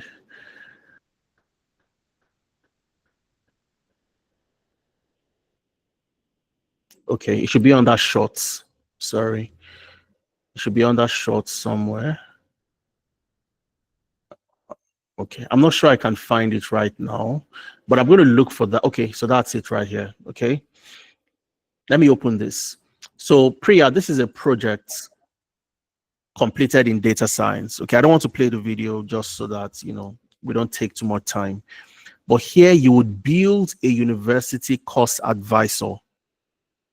A university course advisor. It is AI driven, and this is something you're going to build. You build this within the space of 3 weeks. It's an AI related project. One of the tools you would also get to work on is building a platform that helps recommend career path and recommend jobs to people who come to that platform. So you're going to build tools, build applications related that are driven by AI. Okay. So if you come here and just watch this video, how our interns built a university course advisory AI bots at Amdari. So if you are doing AI, data science would be your best bet. Emmanuel is saying, I just made payments now. Fantastic, Emmanuel. Okay. Afolabi is saying, what tools do I need to learn to join GRC? Let me show you that very quickly. All right. They're all in my slide. Okay. They're all here. Afolabi. So GRC, you need to learn OpenSCAP, for example, OpenGRC. You need to have some level of Excel. Okay. Some privacy tools and so on and so forth. So you have the experience you need to land a job in GRC. Okay. And you also have technology experience. You definitely need that. Risk assessment and compliance audits, policy and procedure development, vendor risk management, and so on and so forth. For a SOC analyst, you heard me talk about Splunk a lot, Wireshark, okay, Autopsy, CrowdStrike, and so on and so forth. For a pen tester, Ethical Hacker, Burp Suite, Wireshark as well, Kali Linux, Metasploit, Nmap, and so on. Okay. For the business analyst, the data analyst, the project manager, you heard Francis talking about Jira, talking about Trello, Confluence for collaborating on projects. You know, business analysis, you would learn, you would understand how to use Excel, SQL, Power BI, Jira, Azure DevOps, Notion, Draw.io, and so on and so forth. All right. So these are the tools that for so many people, they don't know how to use. So when you're asked the question, how do you map a process as a data analyst? How do you identify gaps? Walk me through the process of gap analysis.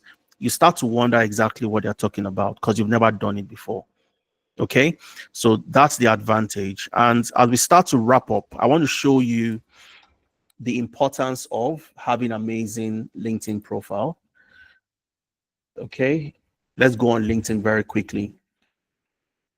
Okay, let's go back to Francis. I know I promised to play Francis' video again for you, but I mean, you can get that video on my slide. Click on the link, listen to what made the difference for Francis in landing his interview. So this is Francis, fantastic professional. One of the things you would see is, let me see. You both worked at Amdari. You both worked at Amdari. Okay. So if you go to Francis, his job is still pretty recent, so he hasn't updated his LinkedIn yet. But you'd see here that he says what? Project management consultant with Amdari. What does this mean? It means that any recruiter that searches for a project manager and in current job, because recruiters can specify the criteria they want to see specific candidates based on certain criteria, and they select current job must have project management. You can specify that on LinkedIn. Francis is going to pop up. Why? Because his current job is project management consultant with Amdari. This is the advantage of having Amdari on your LinkedIn. Amdari would also be on your CV. So there is no confusion as to what you do, who you are, if you can do the job. If you can't do the job, you won't be with Amdari. Okay. So when recruiters see this, they see that this person can do the job because they got this job with Amdari. Okay, let's do a reference check. They reach out to us, we provide the references for you. And this is Francis, who got a job with Deloitte. Okay, he's just going to start that work. He started the job last month after getting the job. So again, when you receive my slide at the end of today's session, you can click on that link, watch the entire, I think about 7 minutes video of Francis explaining what he did, how he got the job, and so on. All right. You want to see the tools for data analyst. Absolutely. Let me show you that. So for the data analyst, problem solving, which a lot of people ignore. All right. But the fundamental objective of a data analyst is not to build dashboards, but to solve problems. Okay. So we show you how to approach data analytics projects using different methodologies, like the CRISP DM methodology, the cross-industry standard process for data mining. We show you how to use other methodologies like the KDD and so on. You understand how to use the 5 whys to get to the root cause of a problem. You know how to use the McKinsey-Mason model to break problems into multiple parts. A big problem, you break it into multiple parts. So you can start with the first problem, solve, start with the second, go to the second problem, solve, the third problem, solve, and invariably you solve the entire problem. But how do you know how to do this? Problem solving. So you have your coach who is working with you using different techniques and frameworks within problem solving: Excel, SQL, Tableau, Power BI, Microsoft Fabrics, and Chat GPT. And so many other tools. Like in Excel, for example, you'd learn how to use Office scripts. If you've never used Office scripts for automation, you'd get to use that to automate your reporting, automate your data cleaning, and so on. And these are the things we show you how to do, because employers care about this. If you don't know how to automate data cleaning with different tools, you can't be efficient as a data analyst. And of course, as a data scientist, Python, Tableau, GCP, Google Cloud Platform, AWS, SQL, Microsoft Azure for cloud platform, Microsoft Excel, ChatGPT, and so on. Data engineering, PySpark, Airflow, GitHub Copilot, you'd learn ETL, you'd learn SQL, Linux for your bash scripting, AWS Cloud, GitHub, Microsoft Azure, Google Cloud Platform, and so on, Python, and so on and so forth. Okay, let's see, is there any more? Yep, so that's pretty much it, okay, for the person who asks to see data analytics. But you have all this on my slide, so you know exactly what you will stand to gain. Let me take Bamidele. Your hand is still up. Do you have a question for me, Bamidele? Please feel free, unmute yourself if you can. If you can't unmute yourself, please just drop in a message in the chat. While you are doing that, let me take okay, so Afolabi is saying, I just paid for GRC. I need to brush up on the tools, so I'd learn in October. Absolutely phenomenal. All right. So my colleagues on the call will take a note, make a note of your name. They'll follow up on you. So you start immediately to brush up and you get started early enough. Olayiwola is saying, I have offered courses on data analysis and currently an MSc student of data science fintech. I'm going for data analysis now because I'm more good in Excel, Power BI, SQL, and Python. Can I do another internship for data science? Yes, you can. Okay, Olayiwola. But I always advise start with one. Okay, if you know Excel, Power BI, SQL, or Python, and you go for data analysis, you are good 100%. You do amazing projects, you do amazing work, and all of that. After that, you can then decide to move to data science internship. Okay, but combining the two might be too difficult for you because you have deliverables, you have team members that will depend on you in solving problems together. So if you have multiple programs running concurrently, you're going to struggle no matter how intelligent or brilliant you are. Okay, so I always advise take one first. Once you are done with that, you can always move to the other eventually. I hope that makes sense. Olayiwola. Or, okay, can I do internship for data science and after data? Absolutely, you can. Like I just explained, you can start with one and do the other one. But again, our recommendation is always once you start with one, you are going all in. Your focus is on ensuring that this one I've started, I'm going to extract value for my investment.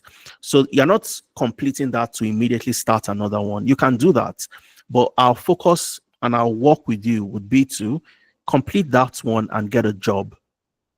So if you start with data analytics, for example, the focus is to get a job in data analytics before you look at the other one to start. Okay, so learning is always continuous. You never stop learning as a professional within any of these spaces I've shown you today. You are always learning because things are always changing. If you were a data analyst 5 years ago and you've never upskilled up till now, and let's take for example the last time you worked as a data analyst was in 2020. If you get a job as a data analyst today in 2025, you'll be so confused because there are so many technologies today that would make your work a lot easier, and you won't know how to use those tools. So you must upskill every single time. Power BI, for example, as a tool is always updated every month. There's a new feature. There is something new to deploy in Power BI. That's just taking one tool. Then you have so many AI platforms available to you today as well. So you are always upskilling. Learning never ends. Learning never stops. So you start with one, Olayiwola. Data analytics sounds very good based on the level of skills you have. And then the focus is to get a job. Okay. After you've done that, you can then decide to move into data science. While you're on that job, you're also getting experience working on projects in data science. And then you complete that. If you want to move to a new role, you have more leverage to compete for the best jobs available. Kwasi is saying, I've just paid for SOC and threat intelligence, and I would like to start in September. Okay, that's absolutely brilliant. Confirm, Toby, that you're still on the call. Is Toby still on the call? Okay, so Toby's on the call. Kwasi, Toby's going to make a note of your name. She's going to reach out to you and help you organize to start this September. That's not a problem at all. All right. Feel free, guys. Follow us on all platforms, on YouTube, on Instagram, on Facebook, on LinkedIn. So you're one of the first few people that know the amazing stuff we bring into the space. All right. If you go on LinkedIn, you'd see amazing stuff professionals like you are deploying every single day. All right. You have somebody like Andrew. He's on my slide. You have access to the recording. You get to listen to Andrew, got a job as a business analyst.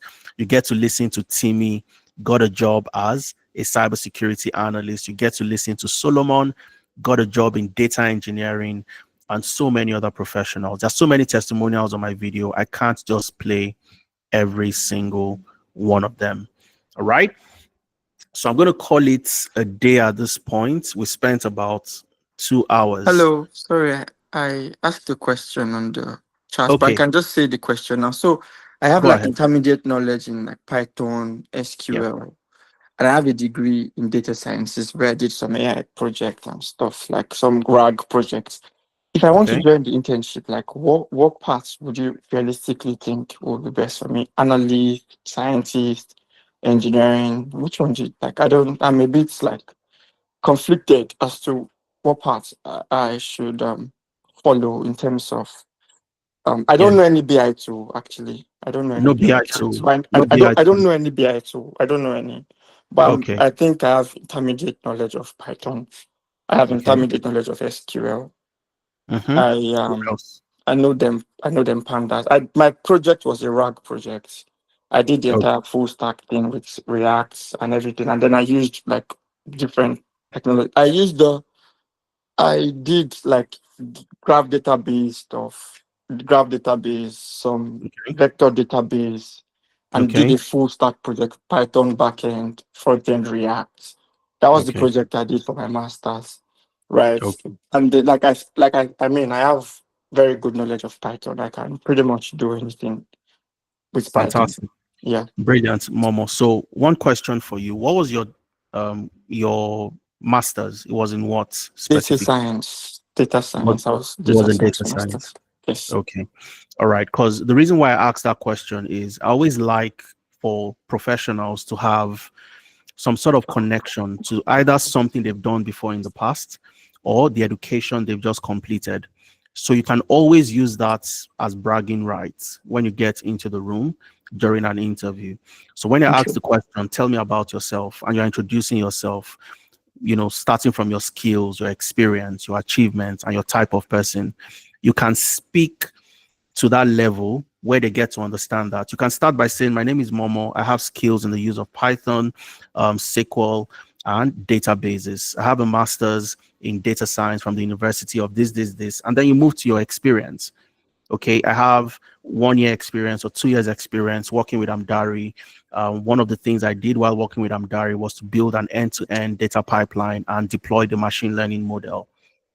You talk about and introduce. So it's good for your bragging rights when introducing yourself.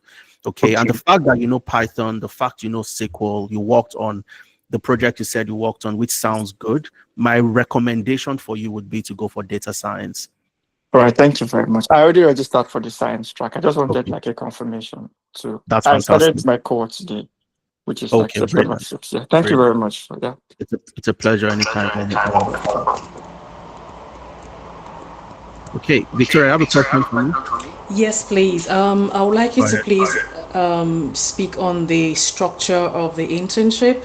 Is it Yeah. full-time, part-time, hybrid, or in person? Because I'm currently in a full-time job and I would like to pivot into business analysis, but I want to know if I can combine the internship with my full-time job.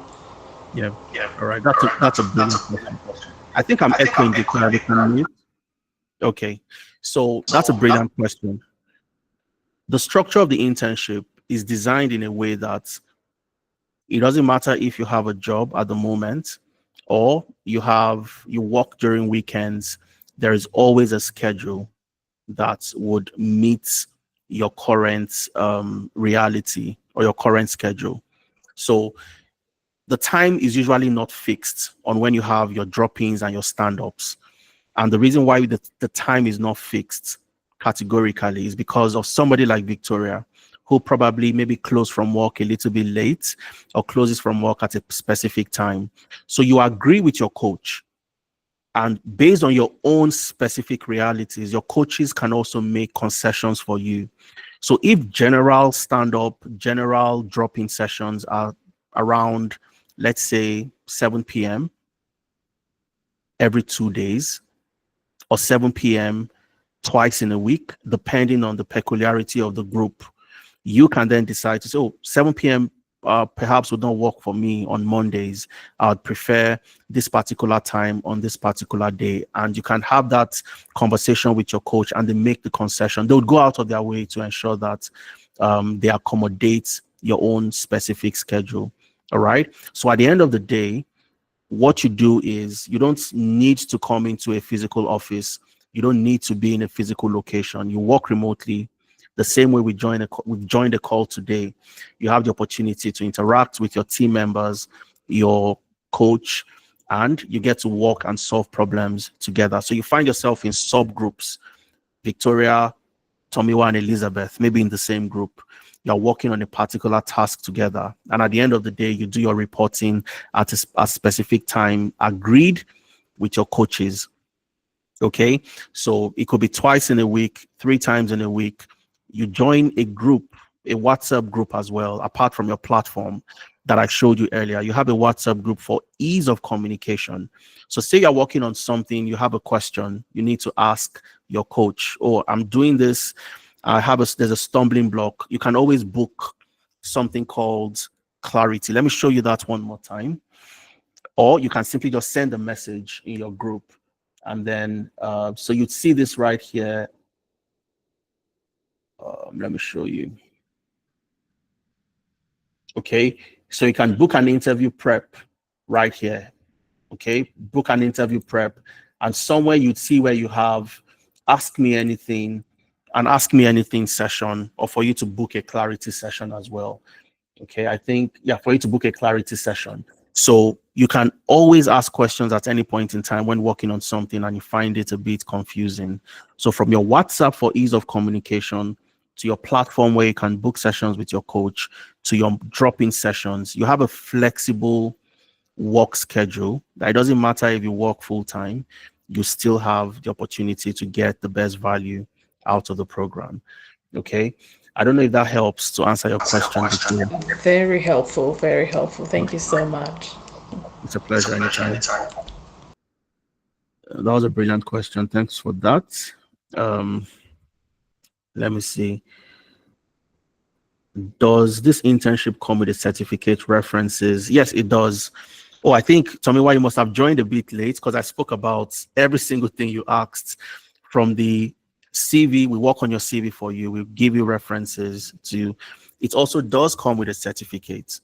When you are done, okay, we issue you a certificate that shows that you've gone through the entirety of 4 months, and then this is what you worked on, and so on and so forth. Okay, your LinkedIn optimization. If you look at this, for example, so this is where you submit your CV. You submit your CV to us. All right, you see where you have, let me show you this very quickly. You see where you have assigned and where you have handed in. So you submit your CV, we review the CV, and we hand it back over to you. So now you have a template, and based on that template, you watch how to optimize the CV going forward. Because when you're applying to jobs, you don't use one CV to apply to 100 jobs. You always tailor that CV. So we show you how to tailor your CV to jobs subsequently after working on your CV the first time for you. So you have the template that works best when you have to tailor that subsequently. Then you also have your LinkedIn sessions. So this is a live session where myself, Ifemena, the co-founder, we have an employability partner who also works with you on your LinkedIn. We show you what you need to do to the nitty-gritty. As little as the profile picture you have to upload. How do you name your profile picture in a way that it's keyword optimized, and when somebody searches for a role on LinkedIn, it helps your ranking. Okay, so if I go to a role, say I want to look for professionals in a specific job role, all right, and I come in here and I search business intelligence analyst, for example. Okay, and I click on people. I want to show you something quickly. All right. So if I click on people, what happens? I'll see specific professionals. And these professionals have what? Business intelligence analyst, business intelligence analyst, business intelligence analyst on their headline. So how do you rank on LinkedIn to ensure that when somebody is looking for a professional like you, you also pop up? From your profile picture to your cover picture to the different settings you need to deploy, and so on and so forth. Okay, so we talked about all of that before you joined. I believe you joined a bit late because we had covered all of those questions that you asked.